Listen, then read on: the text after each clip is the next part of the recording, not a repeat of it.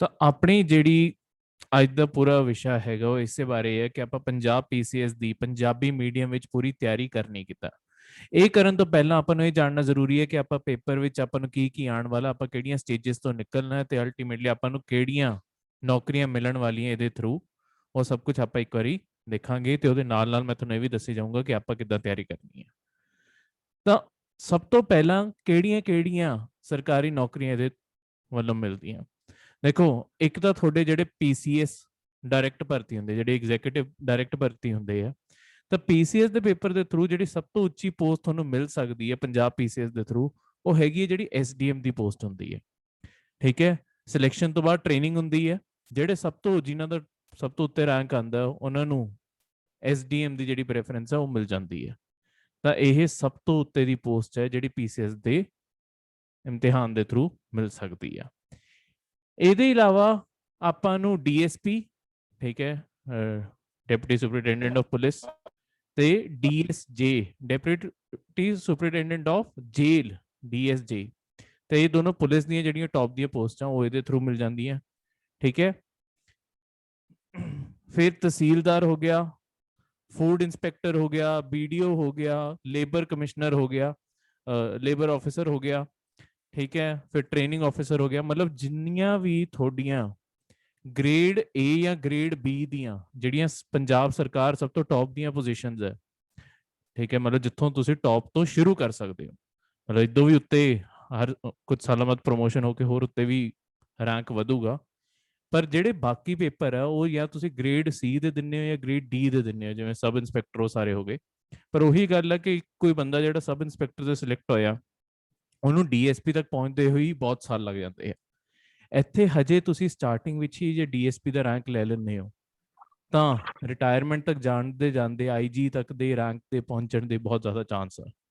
ਤਾਂ ਇਸ ਕਾਰਨ ਜਿਹੜੀ ਇਹ ਮਿਹਨਤ ਹੁੰਦੀ ਹੈ ਸਾਲ ਡੇਢ ਸਾਲ ਦੀ, ਇਹਦਾ ਇਹੀ ਮੁੱਲ ਹੈ ਕਿ ਹੁਣੇ ਮਿਹਨਤ ਕੀਤੀ ਹੋਈ ਤੁਹਾਨੂੰ ਥੋੜੀ ਪੂਰੀ, ਮਤਲਬ ਤਾਂ ਹੀ ਕਹਿੰਦੇ ਇਹ ਪੇਪਰ ਜਿਹੜਾ ਹੈਗਾ ਜ਼ਿੰਦਗੀ ਬਦਲ ਕੇ ਰੱਖ ਦਿੰਦਾ ਹੈ, ਕਿਉਂਕਿ ਇਹ 'ਚ ਕੋਈ ਵੀ ਛੋਟੀ ਪੋਜੀਸ਼ਨ ਹੈ ਹੀ ਨਹੀਂ, ਸਾਰੀਆਂ ਵੱਡੀਆਂ ਪੋਜੀਸ਼ਨਾਂ ਹੀ ਹੈ। ਠੀਕ ਹੈ,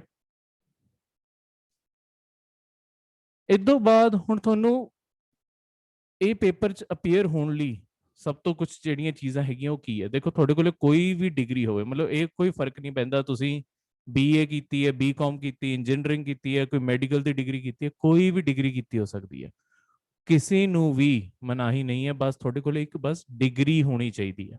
ਜਿਹੜੇ ਵਿਦਿਆਰਥੀ ਹਜੇ ਫਾਈਨਲ ਈਅਰ ਵਿੱਚ ਵੀ ਹੈ ਨਾ, ਉਹ ਵੀ ਅਪੀਅਰ ਹੋ ਸਕਦੇ ਹੁੰਦੇ ਇਸ ਪੇਪਰ ਵਿੱਚ। ਤਾਂ ਕੋਈ ਵੀ ਇੱਕ ਡਿਗਰੀ, ਮਤਲਬ ਉਸ ਤੋਂ ਬਾਅਦ ਚਾਹੇ ਤੁਸੀਂ ਮਾਸਟਰਸ ਵੀ ਕੀਤੀ ਹੋਵੇ, ਬਸ ਇੱਕ ਗ੍ਰੈਜੂਏਸ਼ਨ ਜਿਹੜੀ ਬੇਸਿਕ ਡਿਗਰੀ ਹੈ ਉਹ ਹੋਣੀ ਚਾਹੀਦੀ ਹੈ। ਚਾਹੇ ਇਕੱਲੀ ਬੀਏ ਦੀ ਕਿਉਂ ਨਹੀਂ ਡਿਗਰੀ ਹੈ, ਬਸ ਇੱਕ ਡਿਗਰੀ ਚਾਹੀਦੀ ਹੈ। ਹੁਣ ਜਿਵੇਂ ਤੁਸੀਂ ਬਾਕੀ ਪੇਪਰਾਂ ਵਿੱਚ ਦੇਖੋਗੇ ਨਾ, ਕਦੀ ਵੀ ਤੁਸੀਂ ਸਬ ਇੰਸਪੈਕਟਰ ਜਾਂ ਬੈਂਕਿੰਗ ਦਾ ਕੋਈ ਵੀ ਪੇਪਰ ਦੇਖੋਗੇ, ਉਹ 'ਚ ਇੱਕ ਗੱਲ ਅੱਡ ਹੁੰਦੀ ਹੈ, ਉਹ 'ਚ ਨਾ ਹਮੇਸ਼ਾ ਲਿਖਿਆ ਹੁੰਦਾ ਕਿ ਘੱਟੋ ਘੱਟ ਤੁਹਾਡੇ ਇੱਡੇ ਨੰਬਰ ਹੋਣੇ ਚਾਹੀਦੇ ਕਿ 60% ਆਏ ਹੋਣੇ ਚਾਹੀਦੇ ਆ। ਠੀਕ ਹੈ, 50% ਆਏ ਹੋਣੇ ਚਾਹੀਦੇ, ਮਤਲਬ ਇੱਕ ਘੱਟੋ ਘੱਟ ਨੰਬਰ ਲਿਖੇ ਹੁੰਦੇ ਆ। ਇਹ 'ਚ ਤੁਹਾਡੇ ਘੱਟੋ ਘੱਟ ਕੋਈ ਨੰਬਰ ਨਹੀਂ ਲਿਖੇ ਹੁੰਦੇ, ਬਸ ਕੱਲੀ ਡਿਗਰੀ ਦੀ ਰਿਕੁਆਇਰਮੈਂਟ। ਕਿਉਂਕਿ ਪੇਪਰ ਆਪਣੇ ਆਪ 'ਚ ਜਿਹੜੀ ਚੀਜ਼ ਤੁਹਾਡੇ ਤੋਂ ਸਰਕਾਰ ਚਾਹੁੰਦੀ ਹੈ ਨਾ, ਦੇਖੋ ਸਰਕਾਰ ਇੱਥੇ ਸਿਰਫ ਮੁਲਾਜ਼ਮ ਨਹੀਂ ਲੱਭ ਰਹੀ, ਤੁਹਾਡੇ ਕੰਮ ਕਰਨ ਵਾਲੇ ਥੱਲੇ ਬਹੁਤ ਲੋਕ ਹੋਣੇ। ਇੱਥੇ ਕੰਮ ਹੈਗਾ ਕਿ ਤੁਸੀਂ ਸੋਚਦੇ ਕਿੱਦਾਂ ਵਿਚਾਰਾਂ ਬਾਰੇ, ਕਿਉਂਕਿ ਇਹ ਲੋਕ ਜਿਹੜੇ ਹੈਗੇ, ਜਿਹੜੇ ਪੀਸੀਐਸ ਬਣਦੇ ਆ ਜਾਂ ਜਿਹੜੇ ਸੈਂਟਰ ਦਾ ਪੇਪਰ ਦੇ ਕੇ ਆਈਏਐਸ ਦੇ ਉਧਰੋਂ ਯੂਪੀਐਸਸੀ ਦੇ ਥਰੂ ਆਉਂਦੇ ਆ, ਉਹਨਾਂ ਦਾ ਕੰਮ ਹੈ ਸਿਰਫ ਸੋਚਣਾ ਤੇ ਸਰਕਾਰ ਚਲਾਉਣਾ। ਤੁਸੀਂ ਕਲੈਰੀਕਲ ਕੰਮ ਨਹੀਂ ਕਰਨਾ। ਇਸੇ ਲਈ ਇਸੇ ਤਰੀਕੇ ਨਾਲ ਇਹ ਸਾਰੇ ਪੇਪਰ 'ਚ ਰਿਕੁਆਇਰਮੈਂਟ ਮਤਲਬ ਜਿਹੜੀ ਹੁੰਦੀ ਹੈ ਕਿ ਇੰਨਾ ਘੱਟੋ ਘੱਟ ਨੰਬਰ ਹੋਣੇ ਚਾਹੀਦੇ ਡਿਗਰੀ 'ਚ, ਇਸੇ ਲਈ ਖਤਮ ਕੀਤੀ ਗਈ ਹੈ ਕਿ ਇਮਤਿਹਾਨ ਵਿੱਚ ਜੋ ਸਾਨੂੰ ਚਾਹੀਦਾ, ਮਤਲਬ ਸਰਕਾਰ ਦੇ ਮੁਤਾਬਿਕ ਜੋ ਸਾਨੂੰ ਚਾਹੀਦਾ, ਅਸੀਂ ਉਹ ਸਾਰਾ ਦਾ ਸਾਰਾ ਅਜ਼ਮਾ ਲਾਂਗੇ, ਤੇ ਜਿਹੜਾ ਬੱਚਾ ਨਿਕਲ ਗਿਆ ਸਾਨੂੰ ਤਾਂ ਉਹੀ ਚਾਹੀਦਾ ਹੈ। ਇਸ ਲਈ ਇਹ 'ਚ ਕੋਈ ਵੀ ਮਿਨੀਮਮ ਹੋ ਸਕਦਾ ਕਿ ਡਿਗਰੀ 'ਚ ਨਹੀਂ ਚੰਗੇ ਨੰਬਰ ਆਏ, ਤਾਂ ਬਹੁਤ ਲੋਕੀ ਹੋਏ ਆ, ਜਿਵੇਂ ਬਹੁਤ ਵੱਡੇ ਵੱਡੇ ਜਿਹੜੇ ਆਈਏਐਸ ਵੀ ਬਣੇ ਆ ਨਾ, ਉਹਨਾਂ ਦੀ ਜੇ ਪਿੱਛੇ ਕਹਾਣੀ ਦੇਖੋ, 12ਵੀਂ ਦੋ ਵਾਰੀ ਵੀ ਫੇਲ ਹੋਏ ਆ, ਪਰ ਤਾਂ ਵੀ ਆਈਏਐਸ ਬਣ ਗਏ।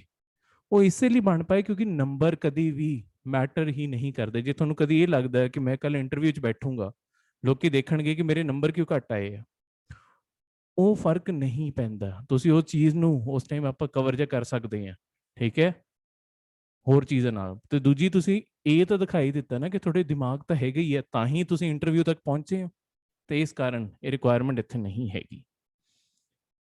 ਠੀਕ ਹੈ। ਤੇ ਜਿਹੜੇ ਆਖਰੀ ਸਮੈਸਟਰ 'ਚ ਹੁੰਦੇ ਆ ਉਹ ਬੱਚੇ ਵੀ ਦੇ ਸਕਦੇ ਆ, ਤਾਂ ਹੀ ਬਹੁਤ ਸਾਰੇ ਕਾਲਜ ਦੇ ਟਾਈਮ ਤੋਂ ਹੀ ਤਿਆਰੀ ਸ਼ੁਰੂ ਕਰ ਲੈਂਦੇ ਆ। ਪਰ ਏਜ ਇਦਾਂ ਦੀ ਹੈ ਕਿ ਤੁਸੀਂ ਤਿਆਰੀ ਲਾਈਫ 'ਚ ਕਦੀ ਵੀ ਸ਼ੁਰੂ ਕਰ ਸਕਦੇ ਹੋ, ਜਦ ਤੱਕ ਮਤਲਬ ਏਜ ਲਿਮਿਟ ਹੈਗੀ ਆ।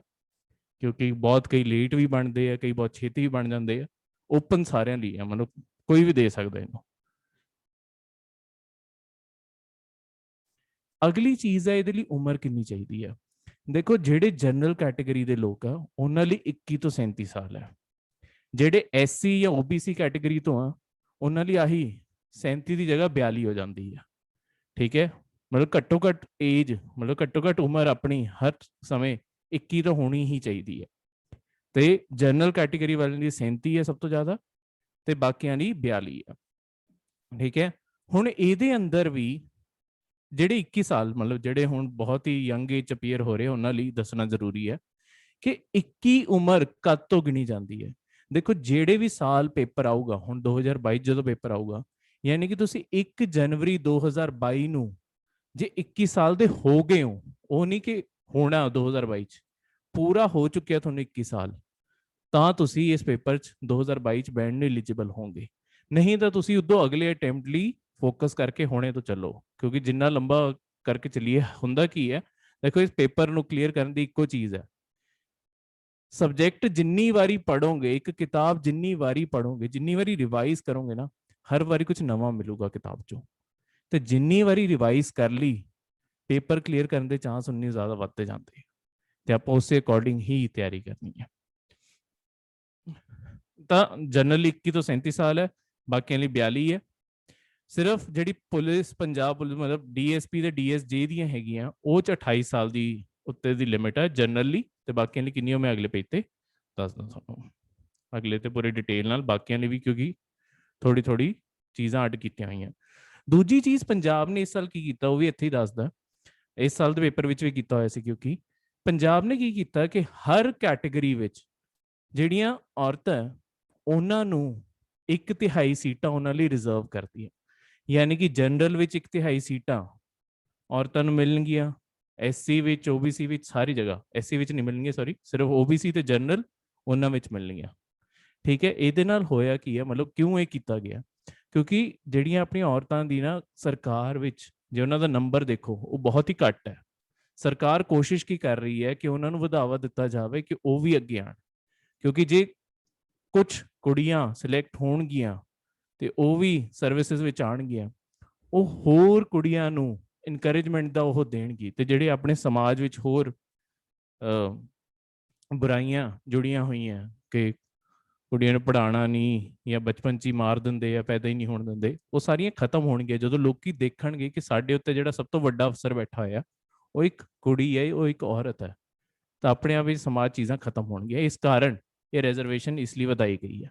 ਤੇ ਜਿਹੜੀ ਚੰਗੀ ਗੱਲ ਹੈ, ਤੇ ਵੂਮਨ ਕੈਂਡੀਡੇਟਸ ਲਈ ਇਹੀ ਐਡਵਾਂਟੇਜ ਪੈ ਜਾਂਦਾ ਕਿ ਹੁਣ ਮਤਲਬ ਕੱਟ ਆਫ 'ਚ ਕੋਈ ਜ਼ਿਆਦਾ ਫਰਕ ਨਹੀਂ ਆਉਂਦਾ, ਬਸ 2-2.5 ਨੰਬਰ ਦਾ ਫਰਕ ਆ ਜਾਊਗਾ। ਪਰ ਜਦੋਂ ਕੱਟ ਆਫ ਬਣਨੀ ਹੈ ਨਾ, 2-2.5 ਨੰਬਰ ਵੀ ਬਹੁਤ ਹੁੰਦੇ ਆ।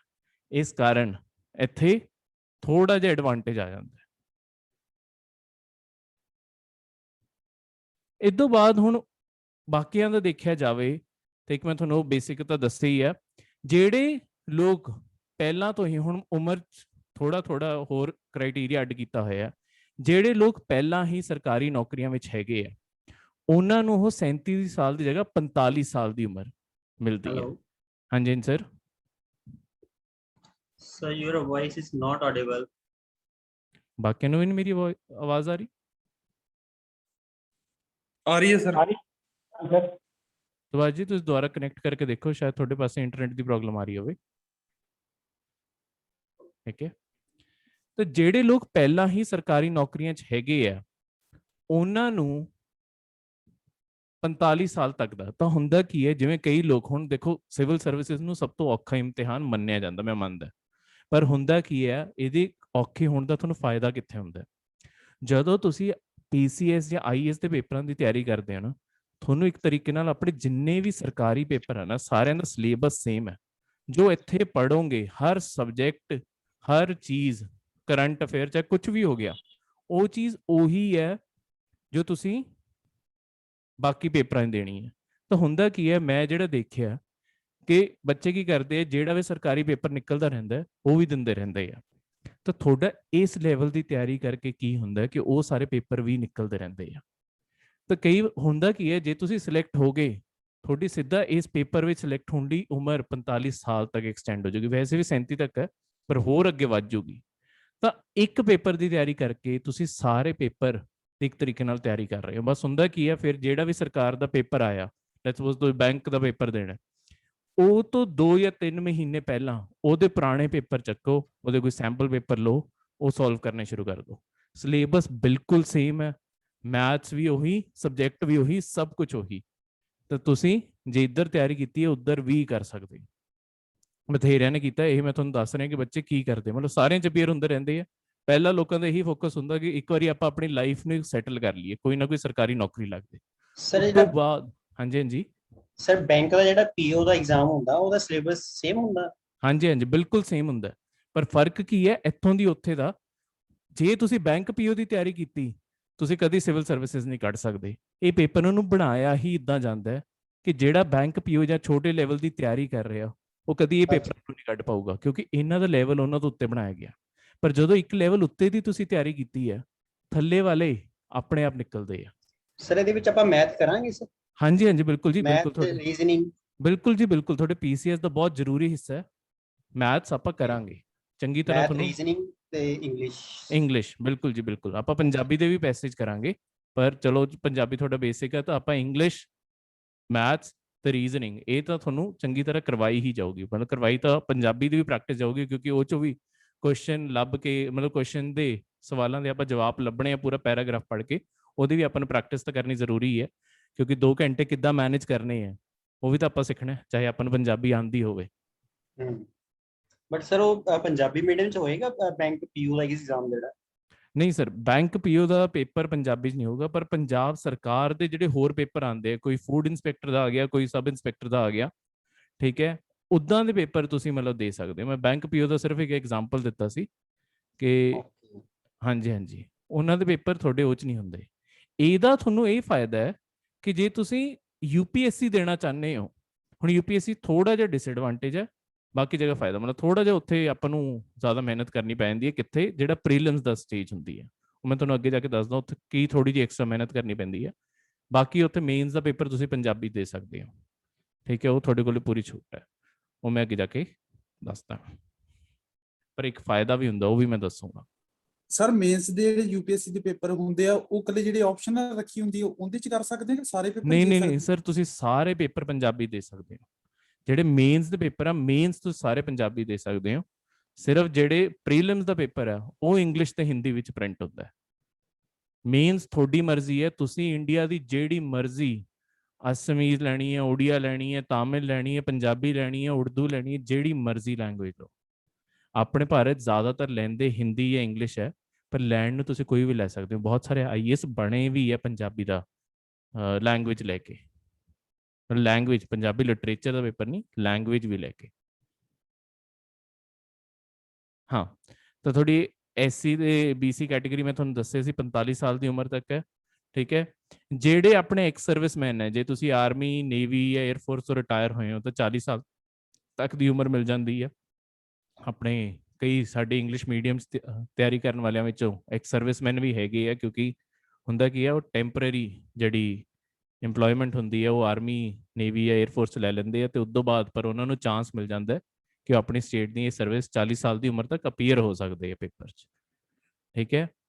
ਤਾਂ ਇਹ ਸਾਰੀਆਂ ਤੁਹਾਡੀਆਂ ਏਜ ਲਿਮਿਟ ਮੈਂ ਇੱਥੇ ਲਿਖਤੀਆਂ, ਤੇ ਇਸ ਕਾਰਨ ਜਿਹੜੀ ਵੀ, ਮਤਲਬ ਤੁਸੀਂ ਇੱਕ ਰਫ ਲਗਾ ਕੇ ਚੱਲੋ ਕਿ 37 ਸਾਲ ਤੱਕ ਤਾਂ ਸਾਰੇ ਹੀ, ਮਤਲਬ ਜਨਰਲ ਕੈਟੇਗਰੀ ਦੇ ਲਗਾ ਕੇ ਚੱਲੀਏ ਕਿ 37 ਸਾਲ ਤੱਕ ਤਾਂ ਸਾਰੇ ਹੀ ਐਲੀਜੀਬਲ ਹੈ। ਉਸ ਤੋਂ ਬਾਅਦ 3-4 ਸਾਲ ਜੇ ਕੋਈ ਖਾਸ ਕੈਟੇਗਰੀ ਪੈਂਦੀ ਹੈ, ਉਹਨਾਂ ਨੂੰ ਮਿਲ ਜਾਂਦੇ ਆ। ਹੁਣ ਆਪਾਂ ਪ੍ਰੀਲਿਮਸ ਦੀ ਗੱਲ ਕਰਦੇ, ਹੁਣ ਆਪਾਂ ਅੱਡ-ਅੱਡ ਸਟੇजेस ਦੀ ਗੱਲ ਕਰਦੇ ਹਾਂ ਕਿ ਪੇਪਰ ਹੁੰਦਾ ਕਿਹੜੇ-ਕਿਹੜੇ ਸਟੇजेस 'ਚ। ਦੇਖੋ, ਪੇਪਰ ਦੀਆਂ ਟੋਟਲ ਤੁਹਾਨੂੰ 3 ਸਟੇजेस 'ਚ ਪਾਸ ਕਰਵਾਇਆ ਜਾਊਗਾ। ਹੁਣ ਇਹ ਪੇਪਰ ਦੀਆਂ 3 ਸਟੇजेस ਬਣਾਈਆਂ ਕਿਉਂ ਗਈਆਂ, ਪਹਿਲਾਂ ਮੈਂ ਇਹਦਾ ਕਾਰਨ ਦੱਸਦਾ। ਦੇਖੋ ਹਰ ਸਟੇਜ ਬਣਾਉਣ ਦਾ ਮੈਂ ਤੁਹਾਨੂੰ ਪਹਿਲਾਂ ਹੀ ਦੱਸਿਆ ਕਿ ਇੱਥੇ ਕੋਈ ਡਿਗਰੀ ਦੇ ਮਿਨੀਮਮ ਨੰਬਰ ਨਹੀਂ ਲਿਖੇ ਹੋਏ। ਤੁਹਾਨੂੰ ਘੱਟੋ ਘੱਟ ਕਿੰਨੇ ਨੰਬਰ ਹੋਣੇ ਚਾਹੀਦੇ ਡਿਗਰੀ 'ਚ ਕੋਈ ਨਹੀਂ ਲਿਖਿਆ, ਨਹੀਂ ਤਾਂ ਹਰ ਛੋਟੇ ਸਰਕਾਰੀ ਪੇਪਰ 'ਚ ਪੱਕਾ ਹੁੰਦਾ ਕਿ 60% ਹੋਣੇ ਹੁਣ, ਇੱਥੇ ਨਹੀਂ ਲਿਖਿਆ ਹੋਇਆ। ਇਸੇ ਲਈ ਨਹੀਂ ਲਿਖਿਆ ਕਿਉਂਕਿ ਹਰ ਜਿਹੜੀ ਆਹ ਸਟੇਜ ਇੱਥੇ ਪਾਈ ਆ ਉਹ ਕਿਸੇ ਨਾ ਕਿਸੇ ਕਾਰਨ ਨਾਲ ਪਾਈ ਆ। ਜਿਵੇਂ ਹੁਣ ਮੈਂ ਗੱਲ ਕਰਾਂ ਪ੍ਰੀਲਿਮਸ ਦੀ, ਪ੍ਰੀਲਿਮਸ ਵਾਲੀ ਸਭ ਤੋਂ ਪਹਿਲੀ ਸਟੇਜ ਹੈ। ਇਹਦੇ ਵਿੱਚ ਕੀ ਹੋਊਗਾ, ਇਹ ਤੁਹਾਨੂੰ ਕਿੰਨਾ ਆਂਦਾ ਹੈ, ਕਿੰਨੇ ਕਰੰਟ ਆਉਂਦੇ ਆ, ਕਿੰਨਾ ਸਬਜੈਕਟ ਆਉਂਦਾ, ਇਹ ਸਾਰੀ ਚੀਜ਼ਾਂ ਦੀ ਤੁਹਾਡੀ ਨੌਲੇਜ ਟੈਸਟ ਹੋ ਰਹੀ ਹੈ। ਮਤਲਬ ਤੁਹਾਨੂੰ ਆਂਦਾ ਕਿੰਨਾ, ਬਸ ਇਹ ਚੀਜ਼ ਟੈਸਟ ਹੋ ਰਹੀ ਹੈ। ਠੀਕ ਹੈ। ਜਿਹੜੇ ਬੱਚੇ ਹੁਣ ਫਿਰ ਪ੍ਰੀ ਕੱਢਦੇ ਆ ਉਹ ਜਾ ਕੇ ਬੈਠਣਗੇ ਮੇਨਸ ਵਿੱਚ। ਦੇਖੋ ਹੁੰਦਾ ਕੀ ਹੈ, ਜਦੋਂ ਆਪਾਂ ਪੂਰਾ ਸਾਲ ਤਿਆਰੀ ਕਰਾਂਗੇ ਆਪਾਂ ਇੱਕ ਇੱਕ ਕੱਲੇ ਟੌਪਿਕ ਤੇ ਵੀ ਨਾ ਬਹੁਤ ਜ਼ਿਆਦਾ ਪੜ੍ਹਿਆ ਹੋਊਗਾ। ਹੁਣ ਜਿਵੇਂ ਮੈਂ ਗੱਲ ਕਰਾਂ ਕਿ ਰਾਸ਼ਟਰਪਤੀ ਦੀਆਂ ਕਿਹੜੀਆਂ ਕਿਹੜੀਆਂ ਪਾਵਰਸ ਹੈ, ਠੀਕ ਹੈ, ਉਹਦੇ ਕੋਲ ਕਿਹੜੀਆਂ ਸ਼ਕਤੀਆਂ, ਉਹਦੇ ਬਾਰੇ ਤੁਸੀਂ ਪੜ੍ਹ ਕੇ ਬੈਠੇ ਹੋਗੇ 1000-1500 ਵਰਡ ਤਾਂ ਘੱਟੋ ਘੱਟ ਪੜ੍ਹ ਕੇ ਬੈਠੇ ਹੋਗੇ। ਹੁਣ ਆਪਾਂ ਪੜ੍ਹਿਆ ਬਹੁਤ ਜ਼ਿਆਦਾ, ਆਂਦਾ ਸਾਨੂੰ ਸਭ ਕੁਝ ਹੈ। ਮੇਨਸ ਦਾ ਪੇਪਰ ਨੌਲੇਜ ਦਾ ਨਹੀਂ ਹੁੰਦਾ। ਨੌਲੇਜ ਜਿੰਨੀ ਦਿਖਾਣੀ ਸੀ ਉਹ ਪ੍ਰੀਲਿਮਸ 'ਚ ਹੈ। ਉਹ ਉੱਥੇ ਚਾਹੁੰਦੇ, ਹੁਣ ਦੇਖੋ ਸਰਕਾਰ ਦੀ ਟੌਪ ਪੋਜੀਸ਼ਨ ਤੇ ਬਹਿਣਾ ਹੈ, ਉੱਥੇ ਇਹ ਨਹੀਂ ਚਾਹੀਦਾ ਕਿ ਤੁਹਾਨੂੰ ਆਂਦਾ ਕਿੰਨਾ ਹੈ। ਉਹਦੇ ਬਾਅਦ ਹੁੰਦਾ ਕੀ ਹੈ, ਕਦੀ ਪ੍ਰੈਸ ਕਾਨਫਰੰਸ ਹੈ ਕੁਝ ਵੀ ਹੈ, ਤੁਸੀਂ ਬੋਲਦੇ ਕਿੱਦਾਂ ਹੋ, ਮਤਲਬ ਤੁਹਾਡਾ ਕਿਸੇ ਵੀ ਚੀਜ਼ ਨੂੰ ਪ੍ਰਗਟ ਕਰਨ ਦਾ, ਅੱਗੇ ਰੱਖਣ ਦਾ ਤਰੀਕਾ ਕੀ ਹੈ। ਹੁਣ ਤੁਸੀਂ 1500 ਸ਼ਬਦ ਪੂਰੇ ਉਹਦੀ ਇਤਿਹਾਸ ਤਾਂ ਨਹੀਂ ਲੈ ਕੇ ਬਹਿ ਜਾਓਗੇ ਕਿ ਰਾਸ਼ਟਰਪਤੀ ਤਾਂ ਆਫਿਸ ਇੱਥੋਂ ਸ਼ੁਰੂ ਹੋਇਆ ਸੀ, ਆ ਹੋਇਆ ਆ ਹੋਇਆ। ਇਸੇ ਲਈ ਜਿਹੜੇ ਮੇਨਸ ਦੇ ਕੁਐਸਚਨ ਹੈ ਉਹ 200 250 ਮਤਲਬ 150 200 250 ਵਰਡ ਦੇ ਅੰਦਰ ਅੰਦਰ ਆਨਸਰ ਕਰਨੇ ਹੁੰਦੇ ਆ। ਤਾਂ ਆਪਾਂ ਨੂੰ ਉਸ ਟਾਈਮ ਆਪਾਂ ਨੂੰ ਮਤਲਬ ਥੋੜੀ ਸੋਚ ਦੇਖੀ ਜਾ ਰਹੀ ਹੈ ਕਿ ਤੁਸੀਂ ਕਿਹੜੀਆਂ ਚੀਜ਼ਾਂ ਨੂੰ ਚੁਣ ਕੇ ਲਿਖ ਰਹੇ ਹੋ। ਤਾਂ ਜਦੋਂ ਆਪਾਂ ਪੂਰਾ ਸਾਲ ਤਿਆਰੀ ਕਰਾਂਗੇ, ਆਪਾਂ ਪ੍ਰੀ ਦੀ ਵੀ ਤਿਆਰੀ ਕਰਾਂਗੇ ਤੇ ਵਿੱਚ ਵਿੱਚ ਮੇਨਸ ਦੀ ਵੀ ਤਿਆਰੀ ਕਰਾਂਗੇ। ਉਹ ਮੇਨਸ ਦੀ ਤਿਆਰੀ ਇਸੇ ਲਈ ਹੈ ਕਿ ਤੁਹਾਨੂੰ ਵਾਰ-ਵਾਰ ਦੱਸਣਾ ਕਿ ਤੁਸੀਂ ਆਨਸਰ ਕਿੱਦਾਂ ਲਿਖਣੇ। ਤਾਂ ਤੁਹਾਡੀਆਂ ਇਸੇ ਚੀਜ਼ ਦੀਆਂ ਕਲਾਸਾਂ ਹੋਇਆ ਕਰਨਗੀਆਂ ਜਿਹ 'ਚ ਆਪਾਂ ਮੇਨ ਦੇ ਆਨਸਰ ਵੀ ਲਿਖਿਆ ਕਰਾਂਗੇ, ਤੁਹਾਡੇ ਆਨਸਰ ਚੈੱਕ ਵੀ ਹੋਇਆ ਕਰਨਗੇ, ਪੂਰੀ ਇੱਕ ਅੱਜ ਤੋਂ ਟੈਸਟ ਸੀਰੀਜ਼ ਵੀ ਹੋਊਗੀ ਤਾਂ ਕਿ ਤੁਹਾਨੂੰ ਪੂਰਾ ਪਤਾ ਲੱਗਦਾ ਰਹੇ ਕਿ ਅੱਛਾ ਮੈਂ ਇੰਨਾ ਸਿੱਖ ਲਿਆ। ਉਹ ਤਾਂ ਪ੍ਰੀ ਦੇ ਵੀ ਟੈਸਟ ਹੋਣਗੇ, ਉਦੋਂ ਬਾਅਦ ਹੁਣ ਮੇਨਸ ਵਿੱਚ ਕਿਹੜੀ ਚੀਜ਼ ਕਿੱਦਾਂ ਲਿਖਣੀ ਹੈ, ਕਿੱਦਾਂ ਆਪਾਂ ਉਹਨੂੰ ਪੂਰਾ ਦਾ ਪੂਰਾ ਐਕਸਪ੍ਰੈਸ ਕਿੱਦਾਂ ਕਰਨਾ, ਮਤਲਬ ਇੱਕ ਆਨਸਰ ਵਿੱਚ ਸਾਰੀ ਚੀਜ਼ ਕਿੱਦਾਂ ਆ ਜੇ, ਉਹਦਾ ਨਿਚੋੜ ਕੀ ਹੈ, ਉਹ ਕਿੱਦਾਂ ਆ ਜੇ, ਉਹ ਆਪਾਂ ਮੇਨਸ ਵਿੱਚ ਸਿੱਖਣਾ ਹੈ। ਤੇ ਫਾਈਨਲ ਸਟੇਜ ਆਉਂਦੀ ਹੈ ਜਿਹੜੀ ਇੰਟਰਵਿਊ ਤੇ ਹੁੰਦੀ ਹੈ। ਦੇਖੋ ਇੰਟਰਵਿਊ ਦੀ ਸਟੇਜ ਹੁਣ ਤੁਹਾਨੂੰ ਨੌਲੇਜ ਹੈਗੀ ਹੈ ਸਾਰੀ, ਉਹ ਤਾਂ ਪਹਿਲਾਂ ਹੀ ਟੈਸਟ ਹੋ ਗਈ। ਜਿਹੜਾ ਬੱਚਾ ਇੰਟਰਵਿਊ ਤੱਕ ਪਹੁੰਚ ਰਿਹਾ ਉਹਨੂੰ ਸਾਰੀ ਨੌਲੇਜ ਹੈ। ਉੱਥੇ ਗੱਲ ਰਹਿ ਜਾਂਦੀ ਹੈ ਕਿ ਤੁਸੀਂ ਘਬਰਾਉਂਦੇ ਤਾਂ ਨਹੀਂ ਹੋ ਕਿਸੇ ਚੀਜ਼ ਤੋਂ। ਤੁਹਾਨੂੰ ਬਹੁਤ ਸਾਰੀਆਂ ਚੀਜ਼ਾਂ ਇਦਾਂ ਵੀ ਹੋਣਗੀਆਂ, ਮਤਲਬ ਬਹੁਤ ਸਾਰੀਆਂ ਕੁਐਸਚਨ ਆਉਂਦੇ ਵੀ ਹੋਣਗੇ, ਪਰ ਕਈ ਕੁਐਸਚਨ ਇਦਾਂ ਦੇ ਵੀ ਹੋਣਗੇ ਜਿਹੜੇ ਨਹੀਂ ਆਉਂਦੇ ਹੋਣਗੇ, ਜਿਹੜੇ ਕਈ ਸਵਾਲ ਆਪਾਂ ਨੂੰ ਪੁੱਛੇ ਜਾਣਗੇ ਨਹੀਂ ਆਉਂਦੇ ਹੋਣਗੇ ਆਪਾਂ ਨੂੰ। ਆਪਾਂ ਉੱਥੇ ਬਹਿ ਕੇ ਝੂਠ ਨਹੀਂ ਬੋਲਣਾ। ਇੱਕ ਤਾਂ ਮਤਲਬ ਇਦਾਂ ਨਹੀਂ ਕਿ ਆਪਣੇ ਮਨਗੜਨ ਕੋਈ ਵੀ ਆਨਸਰ ਬਣਾਤਾ, ਕਿਉਂਕਿ ਜਿਹੜਾ ਸਵਾਲ ਪੁੱਛ ਰਿਹਾ ਨਾ ਉਹਨੂੰ ਉਹ ਜ਼ਰੂਰ ਆਉਂਦਾ ਹੋਊਗਾ। ਦੂਜੀ ਗੱਲ ਇਹ ਹੁੰਦੀ ਹੈ ਕਿ ਆਪਾਂ ਉੱਥੇ ਬਹਿਨੇ ਕਿੱਦਾਂ, ਠੀਕ ਹੈ, ਆਪਾਂ ਉਹਨਾਂ ਨਾਲ ਗੱਲ ਕਿੱਦਾਂ ਕਰਦੇ ਹਾਂ, ਇਹ ਸਾਰੀ ਚੀਜ਼। ਤਾਂ ਉਹਦੀ ਜਦੋਂ ਇੰਟਰਵਿਊ ਦੀ ਵਾਰੀ ਆਊਗੀ, ਤੁਹਾਡੇ ਉਹਦੇ ਕੋਚ ਅੱਡ ਹੋਣਗੇ ਜਿਹੜੇ ਤੁਹਾਨੂੰ ਕੀ ਪਾ ਕੇ ਜਾਣਾ, ਕਿੱਦਾਂ ਬਹਿਣਾ, ਕਿੱਦਾਂ ਗੱਲ ਕਰਨੀ ਹੈ ਪੂਰਾ। ਦੇਖੋ ਤਾਂ ਹੀ ਜਿਹੜੀ ਸਿਵਲ ਸਰਵਿਸਿਜ਼ ਦੀ ਪੂਰੀ ਤਿਆਰੀ ਹੁੰਦੀ ਹੈ ਨਾ, ਇਹਨੂੰ ਆਪਣੇ ਆਪ ਵਿੱਚ ਇੱਕ ਪੂਰਾ ਦਾ ਪੂਰਾ ਬੰਦੇ ਨੂੰ ਬਦਲ ਕੇ ਰੱਖ ਦੇਣ ਵਾਲੀ ਤਿਆਰੀ ਮੰਨਿਆ ਜਾਂਦਾ। ਕਿਉਂਕਿ ਜਦ ਤੱਕ ਤੁਸੀਂ ਇਸ ਪੂਰੇ ਪੇਪਰ ਦੀ ਤਿਆਰੀ, ਮਤਲਬ ਚਾਹੇ ਪ੍ਰੀ ਵਿੱਚ ਵੀ ਨਹੀਂ ਹਜੇ ਅਪੀਅਰ ਹੋਏ, ਪਰ ਪੂਰਾ ਸਾਲ ਜਦੋਂ ਮਨ ਲਗਾ ਕੇ ਪੜ੍ਹੇ ਹੋ ਨਾ, ਤੁਹਾਡਾ ਜਿਹੜੇ ਵਿਚਾਰ ਹੋਣਗੇ, ਵਿਚਾਰ ਤਾਂ ਅੱਜ ਵੀ ਆਪਣੇ ਕੋਲੇ ਹਰ ਚੀਜ਼ ਦੇ ਹੈਗੇ। ਆਪਾਂ ਗੱਲ ਕਰੀਏ ਕਿ ਆ ਕੋਵਿਡ ਕਿਉਂ ਫੈਲਿਆ ਹੋਇਆ, ਕਿਸੇ ਵੀ ਬੰਦੇ ਨਾਲ ਬਾਹਰ ਜਾ ਕੇ ਗੱਲ ਕਰ ਲਓ, ਇੱਕ ਰਿਕਸ਼ੇਵਾਲ ਨਾਲ ਵੀ ਕਰ ਲਓ, ਉਹਦੇ ਕੋਲੇ ਵੀ ਵਿਚਾਰ ਹੋਣਗੇ ਕਿ ਇਹਦਾ ਇਲਾਜ ਕੀ ਹੈ। ਪਰ ਉਹ ਨਾ ਉਹ 'ਚ ਕੋਈ ਸਮਝ ਹੋਊਗੀ, ਨਾ ਕੋਈ ਫੈਕਟ ਹੋਊਗਾ, ਬਸ ਉਹਨੇ ਕਿਤੋਂ ਸੁਣਿਆ ਤੇ ਉਹੀ ਤੁਹਾਨੂੰ ਬੋਲ ਰਿਹਾ ਹੋਊਗਾ। ਇੱਥੇ ਤੁਹਾਡੀ ਪੂਰੀ ਦੀ ਪੂਰੀ ਜਿਹੜਾ ਆਪਣਾ ਪਰਸਨੈਲਿਟੀ ਡਿਵੈਲਪਮੈਂਟ ਆਪਾਂ ਜਿਹਨੂੰ ਕਹਿੰਦੇ ਆ, ਉਹ ਇਸੇ ਤਰੀਕੇ ਨਾਲ ਹੁੰਦੀ ਹੈ ਕਿਉਂਕਿ ਤੁਸੀਂ ਰੋਜ਼ ਆਪਾਂ ਕਰੰਟ ਪੜ੍ਹ ਰਹੇ ਹਾਂ, ਆਪਾਂ ਸਬਜੈਕਟ ਪੜ੍ਹ ਰਹੇ ਹਾਂ, ਆਪਾਂ ਹਰ ਚੀਜ਼ ਨੂੰ ਮੇਨਸ ਦੇ ਤੌਰ ਤੇ ਸਿੱਖ ਰਹੇ ਹਾਂ। ਤਾਂ ਮੇਨਸ ਦੇ ਪੇਪਰ ਤਾਂ ਆਪਾਂ ਕਰਨਾ ਹੀ ਇਹ ਹੈ। ਇਸ ਕਾਰਨ ਆਪਣੇ ਬਹੁਤ ਹੀ ਪੜ੍ਹੇ ਲਿਖੇ ਓਪੀਨੀਅਨ ਬਣਨ ਲੱਗ ਜਾਂਦੇ ਆ। ਆਪਣੇ ਜੋ ਵਿਚਾਰ ਹੋਣਗੇ ਬਹੁਤ ਹੀ ਪੜ੍ਹੇ ਲਿਖੇ, ਬਹੁਤ ਹੀ ਚੰਗੇ, ਸੁੱਝੇ ਬੁੱਝੇ ਆਪਣੇ ਵਿਚਾਰ ਬਣਨ ਲੱਗ ਜਾਣਗੇ, ਸੂਝ ਭਰੇ। ਠੀਕ ਹੈ। ਹੁਣ ਪ੍ਰੀਲਿਮਸ ਦੀ ਸਟੇਜ ਦੀ ਗੱਲ ਕਰੀਏ, ਇੱਥੇ ਹੁਣ 2 ਪੇਪਰ ਹੁੰਦੇ ਆ ਤੁਹਾਡੇ, ਇੱਕ ਸਵੇਰੇ ਹੁੰਦਾ, ਇੱਕ ਦੁਪਹਿਰੇ ਹੁੰਦਾ। ਠੀਕ ਹੈ, 2-2 ਘੰਟੇ ਦੇ ਇਹ ਪੇਪਰ ਹੈ। ਪਹਿਲਾ ਪੇਪਰ ਹੈਗਾ, ਪਹਿਲਾ ਪੇਪਰ ਜੀ 'ਚ ਤੁਹਾਡੇ ਜਿੰਨੇ ਵੀ ਆਪਾਂ ਸਬਜੈਕਟ ਪੜਾਂਗੇ, ਆਪਣਾ ਇਤਿਹਾਸ ਹੋ ਗਿਆ, ਅਰਥ ਸ਼ਾਸਤਰ ਹੋ ਗਿਆ, ਆਪਣੀ ਭੂਗੋਲ ਗਿਆਨ ਹੋ ਗਿਆ, ਜੀਓਗ੍ਰਾਫੀ ਹੋ ਗਈ, ਸਭ ਕੁਝ ਹੋ ਗਿਆ, ਮਤਲਬ ਜਿੰਨੇ ਵੀ ਤੇ ਕਰੰਟ ਅਫੇਅਰ ਵੀ ਜਿਹੜੇ ਆਪਾਂ ਪੜ੍ਹਦੇ ਹਾਂ ਉਹ ਸਾਰੇ ਦੇ ਸਾਰੇ ਆ ਪਹਿਲੇ ਪੇਪਰ ਦੇ ਅੰਦਰ ਆਣੇ ਆ। ਇਸ ਪੇਪਰ ਦੇ ਅੰਦਰ ਜਿੰਨਾ ਵੀ ਆਪਾਂ ਸਬਜੈਕਟ ਪੜ੍ਹੇ ਆ ਉਹ ਸਾਰੇ ਦੇ ਸਾਰੇ ਤੇ ਕਰੰਟ ਅਫੇਅਰ ਇਸੇ ਪਹਿਲੇ ਪੇਪਰ ਚ ਆਣੇ ਆ। 100 ਇਹਦੇ ਅੰਦਰ ਕੁਐਸਚਨ ਹੋਣਗੇ, 2 ਘੰਟੇ ਮਿਲਦੇ ਆ ਸੋਲਵ ਕਰਨ ਲਈ। ਹੁੰਦੇ ਇਹ ਸਾਰੇ MCQ ਆ ਕਿ ਮਤਲਬ ਉੱਥੋਂ ਸਰਕਲ ਕਰਕੇ ਆਣੇ ਆ ਤੁਹਾਨੂੰ, ਠੀਕ ਹੈ। ਸਾਰੇ ਦੇ ਸਾਰੇ MCQ ਆ, ਤੁਹਾਨੂੰ ਬਸ ਸਰਕਲ ਕਰਕੇ ਆਣੇ। ਹਰ ਕੁਐਸਚਨ ਦੇ 2 ਨੰਬਰ ਹੈ, ਤਾਂ ਹੀ ਇਹ ਪੂਰਾ ਪੇਪਰ 200 ਨੰਬਰ ਦਾ, ਠੀਕ ਹੈ। ਇਸ ਤੋਂ ਬਾਅਦ ਜਿਹੜਾ ਅਗਲਾ ਮਤਲਬ ਜਿਹੜਾ ਦੁਪਹਿਰੇ ਪੇਪਰ ਹੁੰਦਾ ਉਹਨੂੰ ਕਹਿੰਦੇ CSAT ਦਾ ਪੇਪਰ। CSAT ਬੇਸਿਕਲੀ ਇੱਕ ਐਪਟੀਟਿਊਡ ਟੈਸਟ, ਮਤਲਬ ਇਹਦਾ ਫੁੱਲ ਫਾਰਮ ਇਹੀ ਹੈ, ਐਪਟੀਟਿਊਡ ਟੈਸਟ ਹੈ ਤੁਹਾਡਾ। ਇਹ 'ਚ ਕੀ ਹੁੰਦਾ, ਇਹ 'ਚ ਹੀ ਆਉਂਦੀ ਹੈ ਤੁਹਾਡੀ ਮੈਥਸ, ਰੀਜ਼ਨਿੰਗ, ਕੰਪਰੀਹੈਂਸ਼ਨ। ਦੇਖੋ ਜਿਨ੍ਹਾਂ ਦੀ ਮੈਥਸ ਵੀਕ ਵੀ ਹੈ, ਹਰ ਚੀਜ਼ ਉੱਤੇ ਕੰਮ ਕੀਤਾ ਜਾ ਸਕਦਾ ਹੈ, ਠੀਕ ਹੈ। ਇਦਾਂ ਨਹੀਂ ਹੈ ਕਿ ਕੋਈ ਚੀਜ਼ ਅੱਜ ਕਮਜ਼ੋਰ ਹੈ ਤਾਂ ਆਊਗੀ ਨਹੀਂ।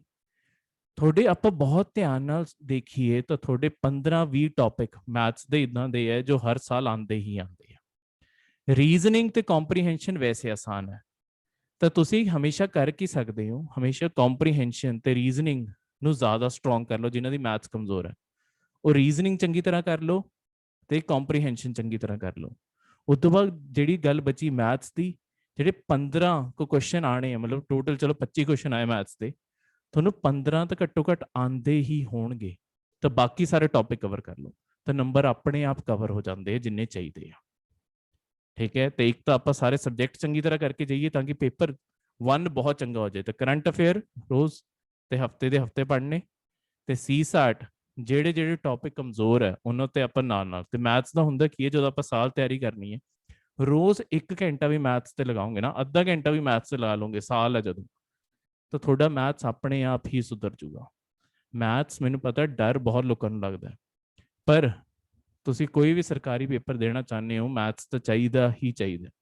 ਹੋਇਆ ਕੀ ਹੈ, ਮਤਲਬ UPSC ਬਾਕੀ ਸਾਰਿਆਂ ਨੇ ਕੀ ਕੀਤਾ, ਸਿਵਲ ਸਰਵਿਸਿਜ਼ ਬਾਕੀ ਸਾਰਿਆਂ ਨੇ, ਉਹਨਾਂ ਨੇ ਇਹ ਦੂਜਾ ਪੇਪਰ ਕੰਪਲਸਰੀ ਨਹੀਂ ਕੀਤਾ ਹੋਇਆ। ਮਤਲਬ ਉਹ 'ਚ ਕੀ ਕੀਤਾ ਹੋਇਆ, ਸਿਰਫ ਤੁਹਾਨੂੰ 33% ਲੈਣੇ ਆ, ਬਾਕੀ ਜਿਹੜਾ ਸੈਂਟਰ ਦਾ ਪੇਪਰ ਹੈ ਜਾਂ ਕਿਸੇ ਹੋਰ ਸਟੇਟ ਦਾ ਪੇਪਰ ਹੈ। ਪਰ ਆਪਣਾ ਕਿਉਂਕਿ ਮੇਨ ਫੋਕਸ ਪੰਜਾਬ ਤੇ ਹੈ, ਪੰਜਾਬ ਹਜੇ ਅਗਲੀ ਵਾਰੀ ਲਈ ਸੋਚ ਰਿਹਾ ਕਿ ਇਹਦੇ ਲਈ ਬਸ ਇਹਨੂੰ 33% ਕਰ ਦਈਏ ਤੇ ਆਪਾਂ ਕੱਟ ਆਫ ਸਿਰਫ ਪਹਿਲੇ ਪੇਪਰ ਦੇ ਤੌਰ ਤੇ ਬਣਾਈਏ। ਪਰ ਹਜੇ ਤੱਕ ਕੀਤਾ ਨਹੀਂ ਹੈ ਤਾਂ ਆਪਾਂ ਮੈਥਸ ਵੀ ਕਰਾਂਗੇ, ਸਬਜੈਕਟ ਵੀ ਕਰਾਂਗੇ।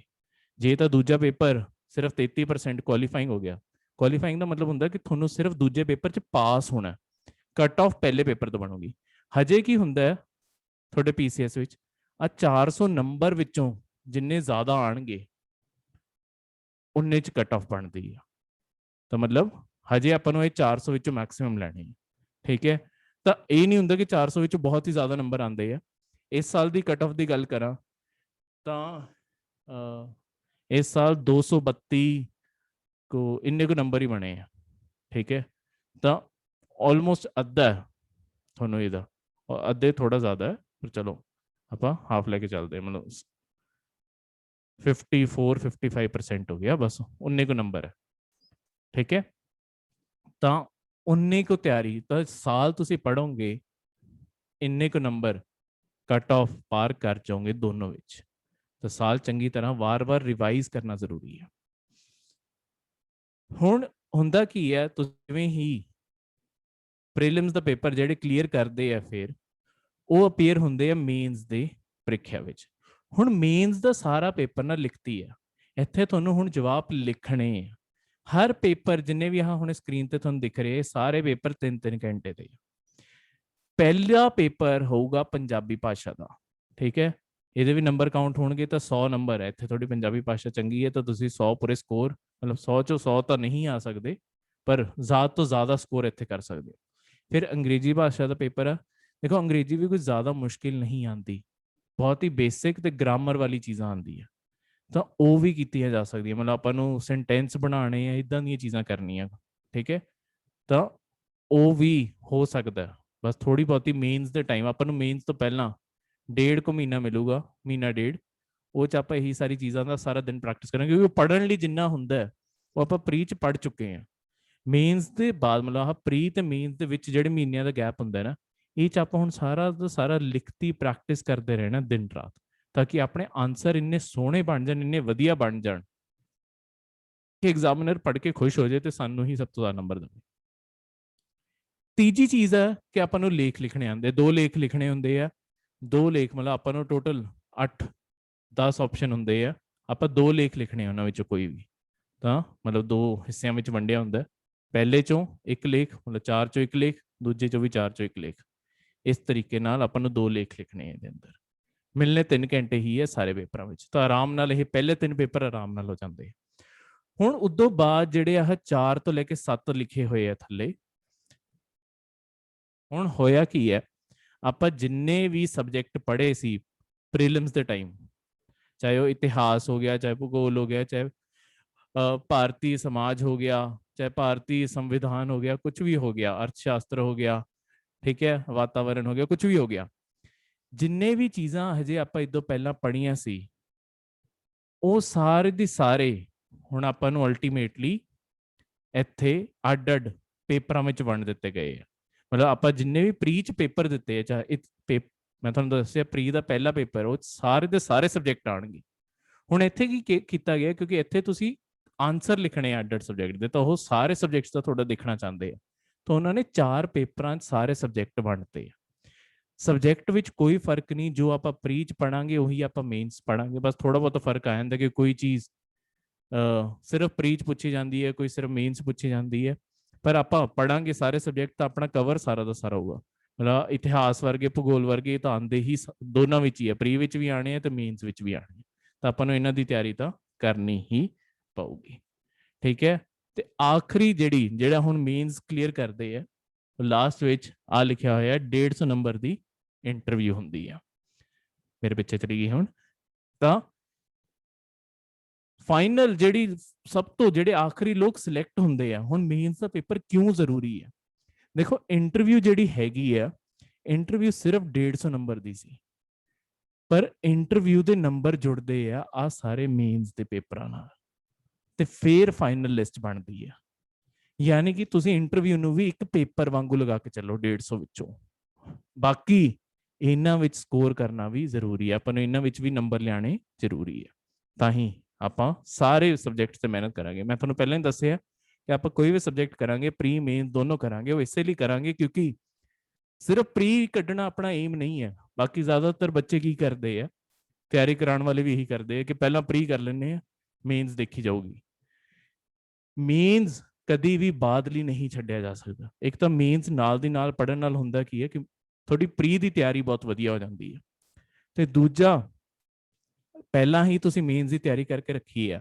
ਆਪਣਾ ਏਮ ਸਿਰਫ ਇਹ ਨਹੀਂ ਹੈ ਕਿ ਸਿਲੈਕਟ ਹੋ ਜਾਈਏ, ਰੈਂਕ 1 ਦੀ ਹਮੇਸ਼ਾ ਕੋਸ਼ਿਸ਼ ਕਰਨੀ ਹੈ। ਅਸੀਂ ਪਹਿਲਾਂ ਵੀ ਆਪਣਾ ਰਿਕਾਰਡ ਬਣਾਇਆ, ਹੁਣ ਅਸੀਂ ਪੰਜਾਬੀ ਦੇ ਇਸ ਮੀਡੀਅਮ ਵਿੱਚ ਵੀ ਉਹ ਬਣਾਉਣਾ ਚਾਹੁੰਦੇ ਹਾਂ, ਕਿਉਂਕਿ ਅਸੀਂ ਇਹੀ ਦੇਖਿਆ, ਸਾਨੂੰ ਪਿਛਲੇ ਸਾਲ ਬਹੁਤ ਬੱਚਿਆਂ ਨੇ ਕਿਹਾ ਕਿ ਪੰਜਾਬੀ ਮੀਡੀਅਮ 'ਚ ਸ਼ੁਰੂ ਕਰੋ ਤੁਸੀਂ, ਪਰ ਅਸੀਂ ਪਹਿਲਾਂ ਕੀ ਚਾਹੁੰਦੇ ਸੀ ਕਿ ਪਹਿਲਾਂ ਸਾਰੀਆਂ ਰਿਸੋਰਸਿਸ, ਅਸੀਂ ਸਾਰੀਆਂ ਕਿਤਾਬਾਂ ਸਭ ਤਿਆਰ ਕਰ ਲਈਏ, ਸਾਨੂੰ ਪਤਾ ਹੋਵੇ ਕਿ ਹੁਣ ਕੱਲ ਬੱਚਿਆਂ ਨੂੰ ਕੋਈ ਵੀ ਚੀਜ਼ ਚਾਹੀਦੀ ਹੈ ਸਾਡੇ ਕੋਲ ਹੈਗੀ ਹੈ, ਠੀਕ ਹੈ, ਤੇ ਅਸੀਂ ਜ਼ਿਆਦਾ ਮਤਲਬ 90% ਜੇ ਹੈਗੀ ਵੀ ਹੈ, 10% ਹੋਰ ਬਸ ਕਰਨਾ ਪੈਣਾ।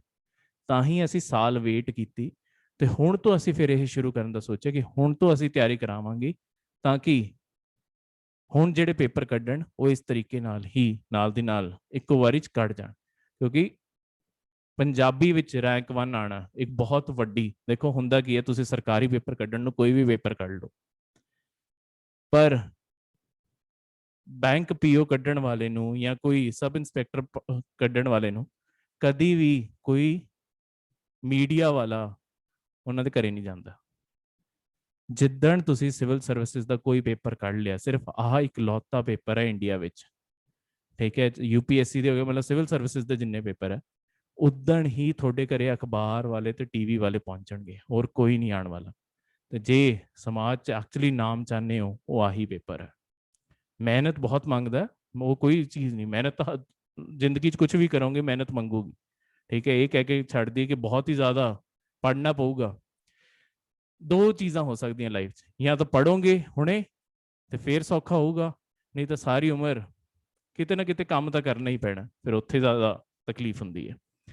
ਇੱਕ ਵੈਸੇ ਵਿਗਿਆਨਕ ਦਾ ਕੱਢੀ ਹੋਈ ਚੀਜ਼ ਹੈ ਕਿ ਜਿੰਨੇ ਤੁਸੀਂ ਸਾਲ ਪੜ੍ਹਾਈ ਵਿੱਚ ਲਗਾਉਂਦੇ ਹੋ, ਠੀਕ ਹੈ, ਤੁਹਾਨੂੰ ਕਿਤੇ ਨਾ ਕਿਤੇ ਤੁਹਾਡੀ ਹਰ ਇੱਕ ਸਾਲ ਜਿਹੜਾ ਕਮਾਈ ਵਿੱਚ ਲਗਾਇਆ, ਤੁਹਾਡੀ ਕਮਾਈ ਨੂੰ 2 ਗੁਣਾ ਵਧਾਉਂਦਾ।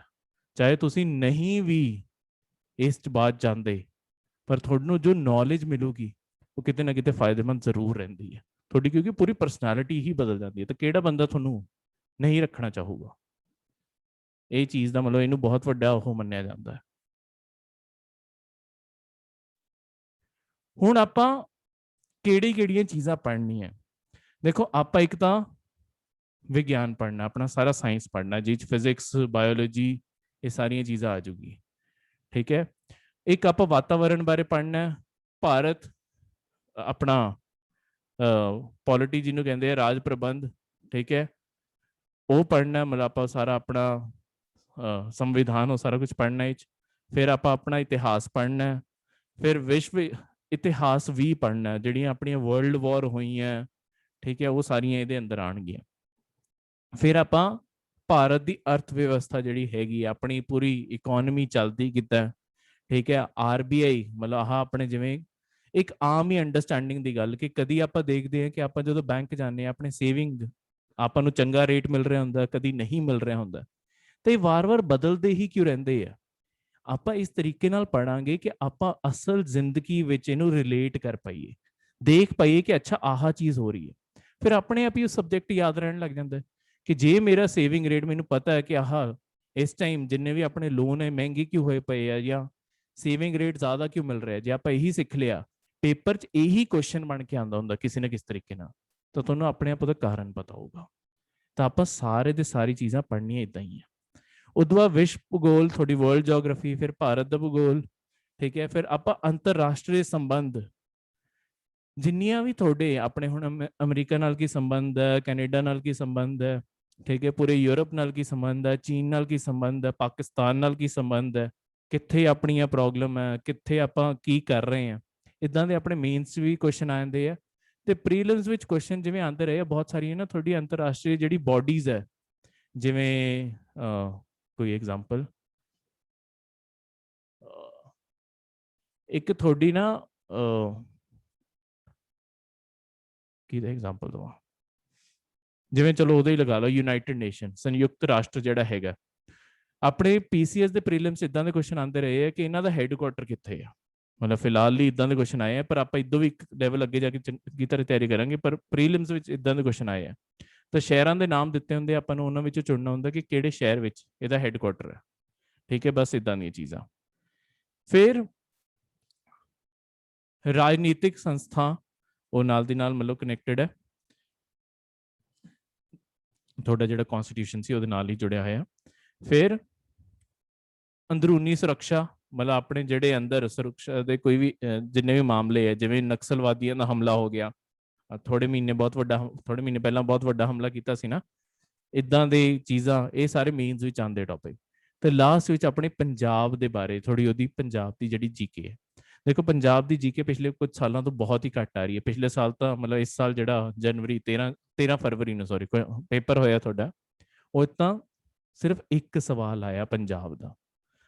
ਪਰ ਆਪਾਂ ਪੜਾਂਗੇ ਜ਼ਰੂਰ। ਪਰ ਹੁੰਦਾ ਕੀ ਹੈ, ਵੈਸੇ ਜਿੰਨੀਆਂ ਵੀ ਤੁਹਾਡੀਆਂ ਬਾਜ਼ਾਰ 'ਚ ਕਿਤਾਬਾਂ ਮਿਲਦੀਆਂ, ਉਹ 250, 300, 350 ਪੇਜ ਦੀ ਪੰਜਾਬ GK ਦੀ ਕਿਤਾਬ, ਕੁਐਸਚਨ ਆ ਰਹੇ ਆ ਇੱਕ ਜਾਂ ਤਿੰਨ ਕੁਐਸਚਨ ਲਈ 250, 300 ਪੇਜ ਪੜ੍ਹਨਾ ਤੇ ਯਾਦ ਕਰਨਾ ਸਮੇਂ ਦੀ ਬਰਬਾਦੀ ਹੈ।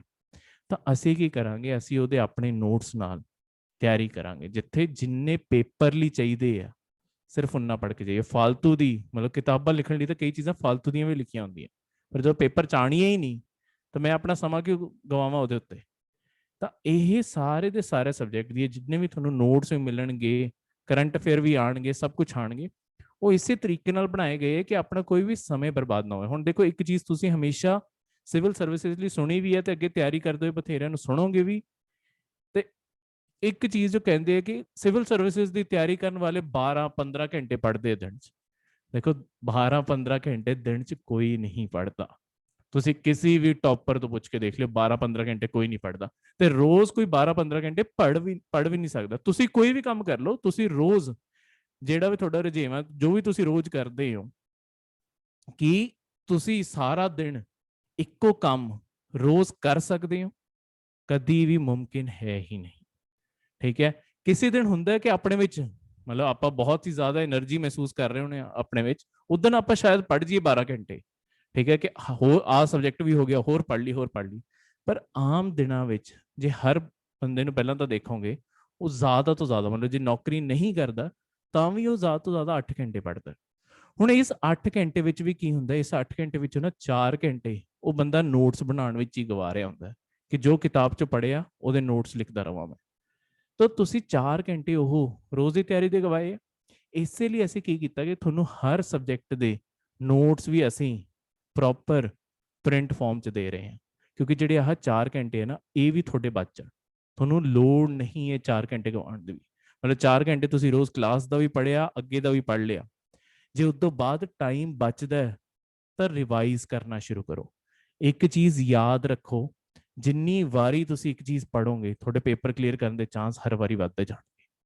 ਇਹ ਨਾ ਸੋਚੋ ਕਿ ਮੈਂ ਆਹ ਕਿਤਾਬ ਪੜ੍ਹ ਲਈ, ਹੋਰ ਕਿਤਾਬ ਉਸੇ ਸਬਜੈਕਟ ਦੀ ਪੜ੍ਹ ਲਾਂ। ਜਿੰਨੀ ਵਾਰੀ, ਕਿਉਂਕਿ ਤੁਸੀਂ ਕਿਤਾਬਾਂ ਬਦਲੀ ਜਾਓਗੇ। ਹਰ ਆਥਰ ਨੇ, ਹੁਣ ਜੇ ਮੇਰੇ ਸੰਵਿਧਾਨ 'ਚ ਕੁਝ ਲਿਖਿਆ ਹੈ ਉਹ ਸਾਰੀ ਜਗ੍ਹਾ ਸੇਮ ਹੀ ਚੀਜ਼ ਲਿਖੀ ਹੈ। ਮੇਰਾ ਜੇ ਆਰਟੀਕਲ 14 ਇੱਥੇ ਹੈ, ਆਰਟੀਕਲ 14 ਉੱਥੇ ਵੀ ਉਹੀ ਹੋਊਗਾ, ਬਸ ਦੋਨੋਂ ਆਥਰ ਦਾ ਲਿਖਣ ਦਾ ਤਰੀਕਾ ਬਦਲ ਜੂਗਾ। ਜੇ ਮੈਂ ਪਹਿਲੇ ਤੋਂ ਹੀ ਸਮਝ ਲਿਆ ਮੈਨੂੰ ਦੂਜਾ ਪੜ੍ਹਨ ਦੀ ਲੋੜ ਕਿਉਂ ਹੈ? ਤੁਸੀਂ ਪਹਿਲੇ ਕਿਤਾਬ ਨੂੰ ਵਾਰ-ਵਾਰ ਜਦੋਂ ਪੜ੍ਹੋਗੇ ਹਰ ਮਤਲਬ ਹਰ ਤਰੀਕੇ ਨਾਲ ਤੁਹਾਨੂੰ ਸਮਝ ਆਉਂਦਾ ਜਾਊਗਾ। ਉਹ ਤਾਂ ਪੇਪਰ 'ਚ ਕੰਨ ਇੱਦਾਂ ਨਹੀਂ ਤਾਂ ਘੁਮਾ ਕੇ ਫੜ ਲੈਣਗੇ, ਪਰ ਕੁਐਸਚਨ ਤਾਂ ਅਲਟੀਮੇਟਲੀ ਉਹੀ ਰਹੂਗਾ ਜੋ ਹੈਗਾ।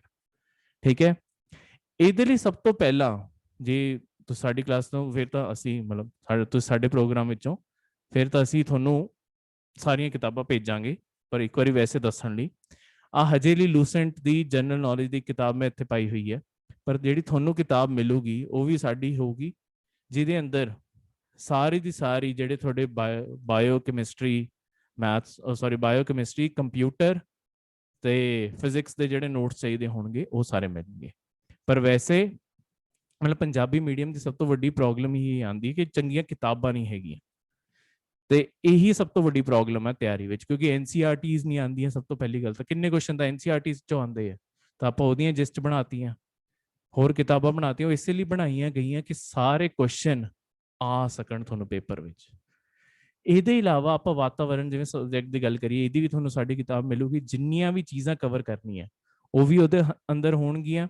ਉਸ ਤੋਂ ਬਾਅਦ ਜਿਹੜੀ ਐਂਡ ਵਿੱਚ ਕੁਐਸਚਨ ਵੀ ਦਿੱਤੇ ਹੋਏ ਆ ਪ੍ਰੈਕਟਿਸ ਲਈ, ਉਹ ਤੁਹਾਡੀ ਪ੍ਰੈਕਟਿਸ ਲਈ ਹੈ। ਉਹਦੇ ਇਲਾਵਾ ਹਰ ਮੰਡੇ ਵੀ ਟੈਸਟ ਹੋਊਗਾ ਤੇ ਇੱਕ ਟੈਸਟ ਸੀਰੀਜ਼ ਹੋਰ ਵੀ ਚੱਲੂਗੀ।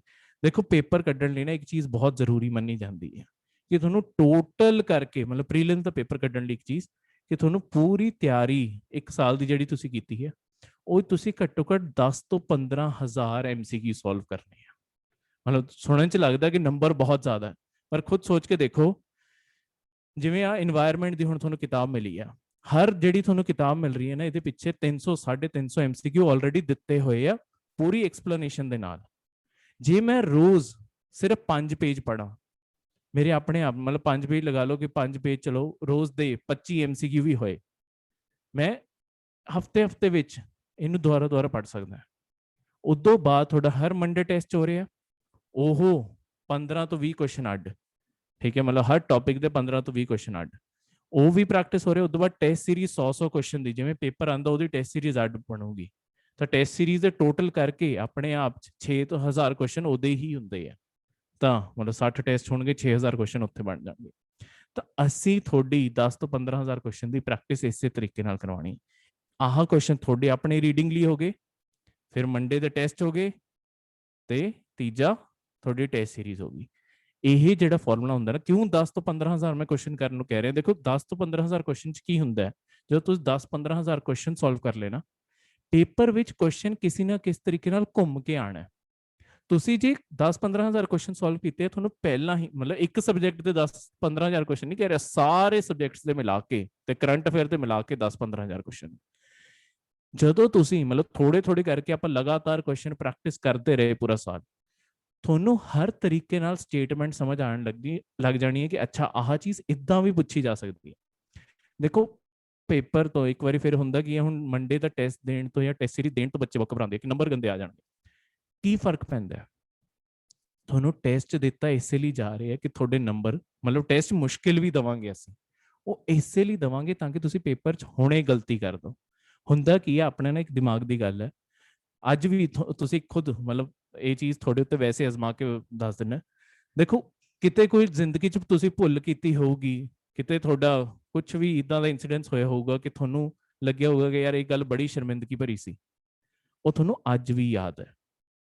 ਤੁਸੀਂ ਮੈਨੂੰ ਇਹ ਦੱਸ ਦਿਓ ਕਿ ਅੱਜ ਤੋਂ 5 ਸਾਲ ਪਹਿਲਾਂ ਕਿਹੜੀ ਗੱਲ ਤੇ ਰੱਜ ਕੇ ਹੱਸੇ ਸੀ, ਨਹੀਂ ਯਾਦ ਹੋਊਗੀ। ਠੀਕ ਹੈ, ਰੇਅਰਲੀ ਕੋਈ ਇੱਕ ਅੱਧੀ ਗੱਲ ਯਾਦ ਹੋਊਗੀ, ਪਰ ਕੋਈ ਸ਼ਰਮਿੰਦਗੀ ਵਾਲੀ ਗੱਲ 5 ਸਾਲ ਪਹਿਲਾਂ ਹੋਈ ਹੋਗੀ ਉਹ ਜ਼ਰੂਰ ਯਾਦ ਹੋਗੀ, ਚਾਹੇ ਉਹ ਏਡੀ ਛੋਟੀ ਜੀ ਗੱਲ ਹੋਵੇ ਕਿ ਕਿਤੇ ਤਿਲਕ ਕੇ ਗਿਰ ਗਏ ਸੀ, ਉਹ ਵੀ ਦਿਮਾਗ 'ਚ ਹੋਊਗੀ। ਕਿਉਂ? ਆਪਣਾ ਨਾ ਦਿਮਾਗ ਬਣਿਆ ਇਦਾਂ ਕਿ ਆਪਾਂ ਨੂੰ ਆਪਣੀ ਗਲਤੀਆਂ ਯਾਦ ਕਰਾਉਂਦਾ ਰਹਿੰਦਾ ਹੈ। ਤਾਂ ਹੀ ਆਪਾਂ ਓਵਰ ਦਾ ਟਾਈਮ ਜਿਹੜੇ ਆਪਾਂ ਇਨਸਾਨ ਆ, ਆਪਾਂ ਤਾਂ ਹੀ ਵਿਕਸਿਤ ਹੋ ਪਾਏ ਕਿਉਂਕਿ ਆਪਾਂ ਨੂੰ ਗਲਤੀਆਂ ਜ਼ਿਆਦਾ ਯਾਦ ਰਹਿੰਦੀਆਂ ਆਪਣੀ ਤਾਰੀਫਾਂ ਤੋਂ। ਇਸੇ ਚੀਜ਼ ਦਾ ਫਾਇਦਾ ਹੈਗਾ ਟੈਸਟ ਦੇ ਕੇ। ਟੈਸਟ ਕੀ ਕਰੋਗੇ? ਗਲਤੀ ਕਰੋਗੇ ਜ਼ਿਆਦਾ ਤੋਂ ਜ਼ਿਆਦਾ। ਅਗਲੇ ਦਿਨ ਸਰ ਤੋਂ ਪੁੱਛੋ ਕਿ ਸਰ ਆਹ ਕੁਐਸਚਨ ਦਾ ਕੀ ਆਨਸਰ ਹੋਣਾ ਚਾਹੀਦਾ ਸੀ ਤੇ ਕਿਉਂ ਹੋਣਾ ਚਾਹੀਦਾ ਸੀ, ਤੁਹਾਡਾ ਉਹ ਦੂਰ ਕੀਤਾ ਜਾਊਗਾ ਸਾਰਾ ਡਾਊਟ। ਤੇ ਉਦੋਂ ਬਾਅਦ ਦਿਮਾਗ 'ਚ ਫੀਡ ਹੋ ਜਾਊਗਾ ਕਿ ਅੱਛਾ ਆਹ ਸਟੇਟਮੈਂਟ ਸਹੀ ਹੈ, ਆਹ ਸਟੇਟਮੈਂਟ ਗਲਤ ਹੈ, ਤੇ ਆਹ ਕੁਐਸਚਨ ਇਦਾਂ, ਇਹਦਾ ਮਤਲਬ ਇਹੀ ਸੀ। ਇਹ ਜਦੋਂ 10-15 ਹਜ਼ਾਰ ਕੁਐਸਚਨਾਂ ਵਿੱਚ ਆਪਾਂ ਪ੍ਰੈਕਟਿਸ ਕਰ ਲਿਆ, ਤੁਹਾਡੇ ਆਪਣੇ ਆਪ ਦਿਮਾਗ ਇਦਾਂ ਟ੍ਰੇਨ ਹੋ ਜਾਊਗਾ ਕਿ ਆਹ ਸਟੇਟਮੈਂਟ ਸਹੀ ਹੈ, ਆਹ ਸਟੇਟਮੈਂਟ ਗਲਤ ਹੈ। ਪੇਪਰ 'ਚ 100 ਕੁਐਸਚਨ ਹੀ ਤਾਂ ਆਣੇ ਹੈ। ਜੇ ਹਰ ਕੁਐਸਚਨ ਨੂੰ ਤੁਸੀਂ ਅੱਡ ਢੰਗ ਨਾਲ ਪੜ੍ਹਿਆ ਹੋਇਆ, ਕਰੰਟ ਅਫੇਅਰ ਸਾਰੇ ਪੜ੍ਹੇ ਹੋਏ ਹੈ, ਤਾਂ ਕਿਉਂ ਨਹੀਂ ਪੇਪਰ ਹੋਊਗਾ? ਜਿਹੜੀ ਚੀਜ਼ ਕਹਿੰਦੇ ਕਿ ਪੇਪਰ ਬਹੁਤ ਹੀ ਮੁਸ਼ਕਿਲ ਹੈ, ਇਹ ਪੇਪਰ ਮੁਸ਼ਕਿਲ ਨਹੀਂ ਹੈ। ਪੇਪਰ ਤੁਹਾਡੇ ਤੋਂ ਸਿਰਫ ਇੱਕ ਚੀਜ਼ ਮੰਗਦਾ ਕਿ ਇਹਨੂੰ ਰੋਜ਼ ਸਮਾਂ ਦਿਓ, ਰੋਜ਼ 4-6 ਘੰਟੇ ਦੇ ਪਾਓ, ਤੁਹਾਡੀ ਤਿਆਰੀ ਸਾਲ ਵਿੱਚ ਬਹੁਤ ਹੀ ਸੋਹਣੀ ਹੋ ਜਾਂਦੀ ਹੈ। ਕਿਉਂਕਿ ਜਿਹੜਾ ਸਭ ਤੋਂ ਵੱਡਾ ਬਰਡਨ ਸੀਗਾ ਨੋਟਸ ਬਣਾਉਣ ਦਾ, ਉਹ ਅਸੀਂ ਵੈਸੇ ਹੀ ਖਤਮ ਕਰਤਾ। ਤਾਂ ਸਾਰਾ ਫੋਕਸ ਇਸੇ ਚੀਜ਼ ਤੇ ਲਗਾਓ ਕਿ ਮੈਂ ਹੋਰ ਕੁਐਸਚਨ ਕਿੱਦਾਂ ਸੋਲਵ ਕਰਾਂ। ਤੁਹਾਨੂੰ ਘੱਟ ਲੱਗਣ ਹਜੇ ਵੀ ਕੁਐਸਚਨ, ਕਦੀ ਵੀ ਸਾਡੇ ਤੋਂ ਹੋਰ ਕੁਐਸਚਨ ਵੀ ਮੰਗ ਲਓ। ਸਾਡੇ ਕੋਲੇ ਬਹੁਤ ਕੁਐਸਚਨ ਅਸੀਂ ਰੱਖੇ ਪਏ ਆ, ਅਸੀਂ ਤੁਹਾਨੂੰ ਹੋਰ ਕੁਐਸਚਨ ਵੀ ਭੇਜ ਦਾਂਗੇ ਕਿ ਆਹ ਕੁਐਸਚਨ ਹੋ ਗਿਆ, ਹੋਰ ਭੇਜ ਦਿਓ। ਠੀਕ ਹੈ, ਉਹ ਵੀ ਭੇਜ ਦਾਂਗੇ। ਸਾਡੇ ਕੋਲੇ ਪੂਰਾ ਬੰਡਲ ਪਿਆ ਹੋਇਆ, ਸਾਡੇ ਕੋਲੇ 35-40 ਹਜ਼ਾਰ ਕੁਐਸਚਨ ਮਤਲਬ ਪੁਰਾਣੇ ਵੀ ਪਏ ਆ। ਠੀਕ ਹੈ, ਹਰ ਸਬਜੈਕਟ ਦੇ, ਪੁਰਾਣੇ ਤਾਂ ਕਦੀ ਵੀ ਨਹੀਂ ਹੁੰਦੇ ਕੁਐਸਚਨ, ਹਰ ਸਬਜੈਕਟ ਦੇ। ਤੇ ਉਹਦੇ ਇਲਾਵਾ ਅਸੀਂ ਹਰ ਸਾਲ ਹੋਰ ਕੁਐਸਚਨ ਵੀ ਬਣਾਉਂਦੇ ਰਹਿੰਦੇ ਆ, ਤਾਂ 5-7 ਹਜ਼ਾਰ ਕੁਐਸਚਨ ਹੋਰ ਹਰ ਸਾਲ ਐਡ ਹੋ ਜਾਂਦੇ। ਸਾਡੇ ਕੋਲ ਕੁਐਸਚਨ ਬਹੁਤ ਪਏ ਆ, ਤੁਹਾਨੂੰ ਜਿੰਨੀ ਪ੍ਰੈਕਟਿਸ ਕਰਨੀ ਹੈ ਸਾਡੇ ਵੱਲੋਂ ਪੂਰੀ ਖੁੱਲੀ ਹੈ ਕਿ ਜਿੰਨੀ ਮਰਜ਼ੀ ਪ੍ਰੈਕਟਿਸ ਕਰ ਲਓ, ਪਰ ਕਤਰਾਇਓ ਨਾ ਕਦੀ ਟੈਸਟ ਦੇਣ ਤੋਂ, ਗਲਤੀ ਕਰਨ ਤੋਂ। ਗਲਤੀ ਕਰਨਾ ਬਹੁਤ ਜ਼ਰੂਰੀ ਹੈ, ਇਹ ਪੇਪਰ ਦਾ ਸਭ ਤੋਂ ਵੱਡਾ ਸਬਕ ਇਹ ਹੈ। ਇਦਾਂ ਹੀ ਫਿਰ ਆਪਾਂ ਤੁਹਾਡਾ ਭਾਰਤ ਰਾਜ ਪ੍ਰਬੰਧ ਵੀ ਪੜ੍ਹਨਾ, ਜਿਹੜੀ ਪੋਲਿਟੀ ਦੀ ਤੁਹਾਡੀ ਕਿਤਾਬ ਹੈ, ਉਹਦੇ ਵੀ ਐਂਡ ਵਿੱਚ ਤੁਹਾਨੂੰ ਇਦਾਂ ਹੀ ਕੁਐਸਚਨ ਦਿੱਤੇ ਆ। ਫਿਰ ਆਪਾਂ ਐਂਸ਼ੀਅੰਟ ਤੇ ਮਿਡੀਵਲ ਇੰਡੀਆ ਜਿਹੜੀ ਹੈਗੀ ਆਪਣਾ ਪੂਰਾ ਇਤਿਹਾਸ, ਠੀਕ ਹੈ, ਉਹ ਵੀ ਆਪਾਂ ਪੜ੍ਹਨਾ, ਐਂਸ਼ੀਅੰਟ ਮਿਡੀਵਲ ਤੇ ਉਦੋਂ ਬਾਅਦ ਮਾਡਰਨ ਇੰਡੀਆ, ਇਹ ਸਾਰੀ ਦੀ ਸਾਰੀ। ਇਹ ਤੋਂ ਬਾਅਦ ਵਰਲਡ ਦੀ ਆ, ਵੈਸੇ ਇੰਗਲਿਸ਼ ਵਾਲਿਆਂ ਦੀ ਕਿਤਾਬ ਆ, ਪਰ ਤੁਹਾਨੂੰ ਪੰਜਾਬੀ ਵਿੱਚ ਹੀ ਕਿਤਾਬ ਮਿਲੂਗੀ। ਠੀਕ ਹੈ, ਉਹਦੀ ਹਜੇ ਇੱਥੇ ਮੇਰੇ ਕੰਪਿਊਟਰ ਵਿੱਚ ਫੋਟੋ ਨਹੀਂ ਸੀਗੀ ਤਾਂ ਮੈਂ ਪਾ ਨਹੀਂ ਪਾਇਆ, ਤਾਂ ਜਿਹੜੀ ਇੰਗਲਿਸ਼ ਵਾਲਿਆਂ ਦੀ ਕਿਤਾਬ ਉਹਦੀ ਹਜੇ ਪਾਤੀ। ਤੁਹਾਨੂੰ ਜਿਹੜੀ ਇਹ ਵੈਸੇ ਕਿਤਾਬ ਆ, ਮਾਰਕੀਟ ਜਿਹੜੀ ਚੰਗੀ ਕਿਤਾਬ ਇੰਗਲਿਸ਼ ਵਾਲਿਆਂ ਲਈ ਮੰਨੀ ਜਾਂਦੀ ਹੈ, ਤੁਹਾਨੂੰ ਇਹਦੇ ਅੰਦਰੋਂ ਜਿੰਨਾ ਸਾਰ ਚਾਹੀਦਾ ਇਹਦੇ ਅੰਦਰੋਂ, ਤੇ ਪਲੱਸ 4 ਕਿਤਾਬਾਂ ਹੋਰ ਅੰਦਰੋਂ, ਜਿਹੜੀ ਜਿਹੜੀ ਲਾਈਨ ਜ਼ਰੂਰੀ ਹੈ, ਜਿਹੜੀ ਜਿਹੜੀ ਚੀਜ਼ ਜ਼ਰੂਰੀ ਹੈ, ਉਹ ਤੁਹਾਨੂੰ ਸਾਰੇ ਦੇ ਸਾਰੇ ਨੋਟਸ ਦੇ ਅੰਦਰ ਮਿਲੂਗੀ। ਤਾਂ ਤੁਹਾਨੂੰ ਕੁਝ ਹੋਰ ਪੜ੍ਹਨ ਦੀ ਲੋੜ ਨਹੀਂ ਪੈਣੀ। ਫਿਰ ਆਪਣੀ ਆਰਥਿਕ ਸਥਿਤੀ ਜਿਹੜੀ ਪੂਰੀ ਭਾਰਤ ਦੀ ਹੈਗੀ ਹੈ ਉਹ ਸਾਰੀ ਆ ਗਈ। ਫਿਰ ਆਪਣਾ ਭੂਗੋਲ ਗਿਆਨ ਆ ਗਿਆ, ਵਿਸ਼ਵ ਦਾ ਵੀ ਤੇ ਭਾਰਤ ਦਾ ਵੀ, ਇਹ ਇੱਕੋ ਕਿਤਾਬ ਵਿੱਚ ਹੀ ਆਪਣਾ ਸਾਰਾ, ਬਸ ਇੱਥੇ ਲਿਖਣ ਲਈ 2 ਅੱਡ ਲਿਖਤੇ। ਠੀਕ ਹੈ ਸਰ। ਹਾਂਜੀ ਹਾਂਜੀ ਸਰ ਪੰਜਾਬ ਪੀਸੀਐਸ ਦੇ ਪੇਪਰ ਲਈ ਜਿਹੜੀ ਹਿਸਟਰੀ ਵਰਡ ਦੀ ਚਾਹੀਦੀ ਹੈ? ਦੇਖੋ, ਆਪਾਂ ਨੂੰ ਪੰਜਾਬ ਦੀ ਹਿਸਟਰੀ ਨਾ, ਆਪਾਂ ਨੂੰ ਭਾਰਤ ਦੀ ਵੀ ਹਿਸਟਰੀ ਪੜ੍ਹਨੀ ਹੈ ਤੇ ਵਰਲਡ ਦੀ ਵੀ ਪੜ੍ਹਨੀ ਹੈ। ਠੀਕ ਹੈ, ਤਾਂ ਇਸ ਸਾਲ ਜਿਵੇਂ ਮੈਂ ਤੁਹਾਨੂੰ ਪੰਜਾਬ ਦਾ ਕੁਐਸਚਨ ਦੱਸਾਂ, ਪੰਜਾਬ ਦੇ ਪਹਿਲਾਂ ਕੈਂਡੀਡੇਟ ਸਾਨੂੰ ਕੀ ਕਹਿੰਦੇ ਸੀ ਕਿ ਸਰ ਸਾਨੂੰ ਤੁਸੀਂ, ਮਤਲਬ ਅਸੀਂ ਜਦੋਂ ਤਿਆਰੀ ਕਰਵਾਉਂਦੇ ਹਾਂ ਨਾ, ਅਸੀਂ ਪਹਿਲਾਂ ਵੀ ਤਿਆਰੀ ਇਸ ਅਕੋਰਡਿੰਗ ਹੀ ਕਰਾਉਂਦੇ ਸੀ ਕਿ ਸਿਲੇਬਸ ਤੁਹਾਨੂੰ ਉਸ ਅਕੋਰਡਿੰਗ ਕਵਰ ਕਰਵਾਈਏ ਜਿਵੇਂ ਯੂਪੀਐਸਸੀ 'ਚ ਪੁੱਛਿਆ ਜਾਂਦਾ ਹੈ। ਹੁਣ ਯੂਪੀਐਸਸੀ ਤੇ ਪੰਜਾਬ ਪੀਸੀਐਸ ਦੇ ਸਿਲੇਬਸ 'ਚ ਫਰਕ ਸਿਰਫ 2-4% ਦਾ ਹੈ, ਬਾਕੀ ਸਾਰਾ ਸਿਲੇਬਸ ਵੀ ਸੇਮ ਹੈ। ਠੀਕ ਹੈ, ਆਪਣੇ ਸਾਰੇ ਇੰਡੀਆ ਦੇ ਸਰਕਾਰੀ ਪੇਪਰਾਂ ਦਾ ਸਿਲੇਬਸ ਸੇਮ ਹੈ। ਗੱਲ ਕਿੱਥੇ ਆਉਂਦੀ ਹੈ, ਫਿਰ ਬੱਚੇ ਕਹਿੰਦੇ ਸੀਗੇ ਸਰ ਸਾਨੂੰ ਆਹ ਸਾਊਥ ਇੰਡੀਆ ਦੀ ਹਿਸਟਰੀ ਜਿਹੜੀ ਆਪਣੀ ਦੱਖਣ ਭਾਰਤ ਦੀ ਹਿਸਟਰੀ, ਇਹ ਕਿਉਂ ਪੜ੍ਹਾਈ ਜਾਂਦੇ ਹੋ? ਠੀਕ ਹੈ, ਅਸੀਂ ਕਹਿੰਦੇ ਸੀ ਪੜ੍ਹ ਲਓ, ਕੀ ਪਤਾ ਚੱਲਦਾ। ਇਸ ਸਾਲ ਇਹੀ ਹੋਇਆ, 13 ਫਰਵਰੀ ਨੂੰ ਜਿਹੜਾ ਪੇਪਰ ਹੋਇਆ, ਹੁਣ ਬੱਚੇ ਉਦੋਂ ਬਾਅਦ ਕਹਿੰਦੇ ਕਿ ਹਾਂ ਸਰ ਸਹੀ ਚੀਜ਼ ਕੀਤੀ ਤੁਸੀਂ। 4 ਕੁਐਸਚਨ ਆਪਣੀ ਸਾਊਥ ਇੰਡੀਆ ਦੇ ਆ ਗਏ। ਤਾਂ ਹੁਣ ਹੁੰਦਾ ਕੀ ਹੈ, ਆਪਾਂ ਇਸੇ ਲਈ ਆਪਾਂ ਪੜ੍ਹ ਕੇ ਸਾਰਾ ਜਾਵਾਂਗੇ, ਮਤਲਬ ਸਿਲੇਬਸ ਵਰਲਡ ਹਿਸਟਰੀ ਤਾਂ ਲਿਖੀ ਹੀ ਹੋਈ ਹੈ, ਵਿਸ਼ਵ ਦੀ ਪੂਰੀ ਇਤਿਹਾਸ ਤਾਂ ਲਿਖਿਆ ਹੀ ਹੋਇਆ ਸਿਲੇਬਸ, ਪਰ ਉਹਨੂੰ ਹੀ ਆਪਾਂ ਚੰਗੀ ਤਰ੍ਹਾਂ ਪੜਾਂਗੇ ਤਾਂ ਕਿ ਆਪਾਂ ਸਾਰੇ ਸਾਰੇ ਆਪਣੇ ਯੁੱਧ ਵੀ ਪੜ੍ਹੀਏ, ਰੂਸ ਕ੍ਰਾਂਤੀ, ਫਰਾਂਸ ਦੀ ਤੇ ਆਪਣੇ ਅਮਰੀਕਾ ਕ੍ਰਾਂਤੀ, ਸਾਰੀਆਂ ਦੀ ਸਾਰੀਆਂ ਆਪਾਂ ਪੜ੍ਹ ਕੇ ਜਾਵਾਂਗੇ। ਜਿਹੜੇ ਵੀ ਮਤਲਬ ਜ਼ਰੂਰੀ ਚੀਜ਼ਾਂ ਆਪਣੇ ਵਿਸ਼ਵ ਇਤਿਹਾਸ 'ਚ ਹੋਈਆਂ ਆਪਾਂ ਸਾਰੀਆਂ ਦੀ ਸਾਰੀਆਂ ਪੜ੍ਹਾਂਗੇ, ਤਾਂ ਕਿ ਆਪਣੀ ਤਿਆਰੀ ਪੂਰੀ ਹੋਵੇ। ਉਦੋਂ ਬਾਅਦ ਐਗਜ਼ਾਮੀਨਰ ਦੀ ਮਰਜ਼ੀ ਹੈ, ਜੋ ਮਰਜ਼ੀ ਪੁੱਛ ਲੈ, ਆਪਾਂ ਆਪਣੇ ਵੱਲੋਂ ਪੂਰਾ ਕਰਕੇ ਜਾਵਾਂਗੇ। Okay sir. ਠੀਕ ਹੈ, ਮਤਲਬ ਤੁਸੀਂ ਇਸ ਚੀਜ਼ ਦੀ ਟੈਨਸ਼ਨ ਨਾ ਲਓ ਕਿ ਪੜ੍ਹਨ ਲਈ ਕਿੰਨਾ ਹੈ। ਤੁਸੀਂ ਇਹ ਦੇਖੋਗੇ, ਆਪਾਂ ਦੇਖੋ ਇਹ ਜਿੰਨਾ ਵੀ ਮੈਂ ਤੁਹਾਨੂੰ ਹੁਣ ਸਬਜੈਕਟਸ ਦੱਸ ਰਿਹਾ, ਇਹ ਸਬਜੈਕਟ ਹੋਣਗੇ ਕੀ, ਇਹ ਸਾਰੇ ਦੇ ਸਾਰੇ ਸਬਜੈਕਟ, ਜਿਵੇਂ ਅੰਤਰਰਾਸ਼ਟਰੀ ਸੰਗਠਨ, ਇਹ ਪੂਰਾ ਤੁਹਾਡਾ ਰਿਸ਼ਤੇ 'ਚ ਆ ਗਏ। ਫਿਰ ਆਹ ਇੱਕ ਰਾਜਨੀਤਿਕ ਸਿਧਾਂਤ ਜਿਹੜੀ ਤੁਹਾਡੀ ਕਿਤਾਬ ਹੈਗੀ ਆ, ਇਹਦੀ ਤਾਂ ਕੋਈ ਇੰਗਲਿਸ਼ ਵਾਲਿਆਂ ਲਈ ਵੀ ਕਿਤਾਬ ਨਹੀਂ ਆਉਂਦੀ ਚੰਗੀ, ਜਿਹੜੀ ਮਤਲਬ ਛੋਟੀ ਵੀ ਹੋਵੇ ਤੇ ਪੜ੍ਹ ਵੀ ਸਕਣ। ਪਰ ਹੁੰਦਾ ਕੀ ਹੈ, ਇਹ ਤਾਂ ਹਰ ਸਾਲ 1 ਜਾਂ 2 ਕੁਐਸਚਨ ਪ੍ਰੀਲਿਮਸ 'ਚ ਆ ਜਾਂਦੇ ਆ। ਪਰ ਅਸੀਂ ਇਹਨੂੰ ਮੇਨਸ ਲਈ ਵੀ ਕਿਉਂ ਬਣਾਇਆ ਕਿ ਜਦੋਂ ਤੁਸੀਂ ਤੁਹਾਡਾ ਲੇਖ ਲਿਖਣਾ ਹੈ ਜਾਂ ਕੋਈ ਵੀ ਆਨਸਰ ਲਿਖਣਾ ਹੈ ਨਾ, ਇਹ ਤੁਹਾਨੂੰ ਬਹੁਤ ਸੋਹਣੀ ਆਨਸਰ ਵਿੱਚ ਜਿਹੜੇ ਪੁਆਇੰਟ ਹੈ ਨਾ ਉਹ ਦੇਣਗੇ। ਕਿਉਂਕਿ ਜੇ ਤੁਹਾਨੂੰ ਮਤਲਬ ਕੋਈ ਵੀ ਆਪਣਾ, ਜਿਵੇਂ ਆਪਾਂ ਆਪਣੇ ਸੰਵਿਧਾਨ ਦੀ ਗੱਲ ਕਰੀਏ, ਹੁਣ ਸੰਵਿਧਾਨ ਵਿੱਚ ਕੋਈ ਵੀ ਬਰਾਬਰੀ ਦੀ ਗੱਲ ਕਰੀਏ ਕਿ ਆਪਾਂ ਸਮਾਜ ਵਿੱਚ ਬਰਾਬਰੀ ਲੈਣੀ ਹੈ, ਸਮਾਜ ਦਾ ਹੀ ਕੁਐਸਚਨ ਆ ਗਿਆ।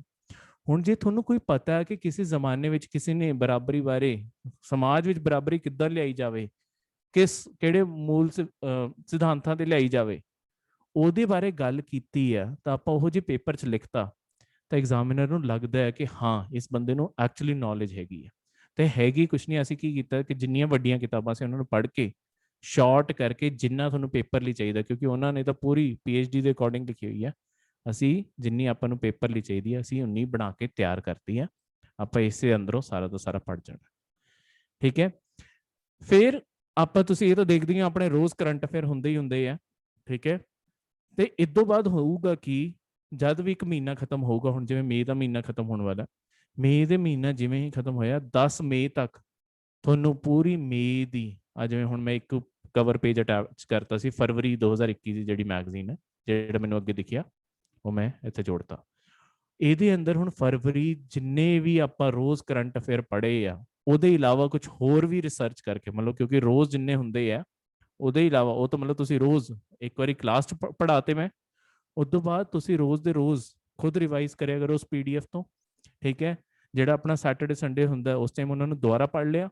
ਉਸ ਤੋਂ ਬਾਅਦ ਜਦੋਂ ਮੈਗਜ਼ੀਨ ਆਈ 80% ਉਹੀ ਕਰੰਟ ਅਫੇਅਰ ਹੋਣਗੇ, 20% ਅਸੀਂ ਹੋਰ ਵੀ, ਕਿਉਂਕਿ ਰਿਸਰਚ ਕਰਦੇ ਹਾਂ ਕਿ ਪੇਪਰ 'ਚ ਹੋਰ ਕੀ ਆ ਸਕਦਾ, ਉਹ ਸਾਰਾ ਤੁਹਾਨੂੰ ਹੁਣ ਜਿਵੇਂ ਮਈ ਦੀ ਮੈਗਜ਼ੀਨ ਆ 10 ਮਈ ਤੱਕ ਤਿਆਰ ਹੋ ਕੇ ਮਿਲ ਜਾਣੀ ਹੈ।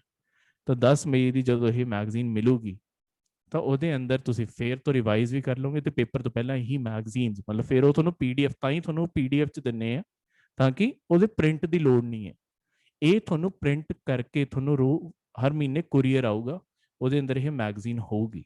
ਤੁਸੀਂ ਉਸ ਤੋਂ ਬਾਅਦ ਸਾਰੇ ਤੇ ਸਾਰੇ ਕਰੰਟ ਅਫੇਅਰ ਜਦੋਂ ਜ਼ਿਆਦਾ ਪੜ੍ਹ ਲਏ ਤਾਂ 80% ਤੁਸੀਂ ਦੇਖੋਗੇ ਕਿ ਅੱਛਾ ਇਹ ਉਹੀ ਆ, ਤੇ 20% ਜਿਹੜੇ ਹੋਰ ਵੀ ਬਣਦੇ ਸੀ ਉਹ ਵੀ ਇਹਦੇ ਅੰਦਰ ਆ ਜਾਣਗੇ। ਤਾਂ ਹਰ ਸਾਲ ਹਰ ਪੇਪਰ 'ਚ, ਮਤਲਬ ਹਰ ਵਾਰੀ ਘੱਟੋ ਘੱਟ, ਜੇ ਮੈਂ ਸਬਜੈਕਟ ਕੱਢ ਵੀ ਦੇਵਾਂ ਕਿ ਜਿਹੜੀ ਚੀਜ਼ ਤੁਸੀਂ ਸਬਜੈਕਟ 'ਚ ਪੜ੍ਹੀ ਆ, ਤਾਂ ਵੀ 25 ਤੋਂ 30 ਕੁਐਸਚਨ ਤਾਂ ਇਦਾਂ ਦੇ ਹੋਣੇ ਆ ਜੋ ਕਰੰਟ 'ਚੋਂ ਹੀ ਆਣੇ ਆ।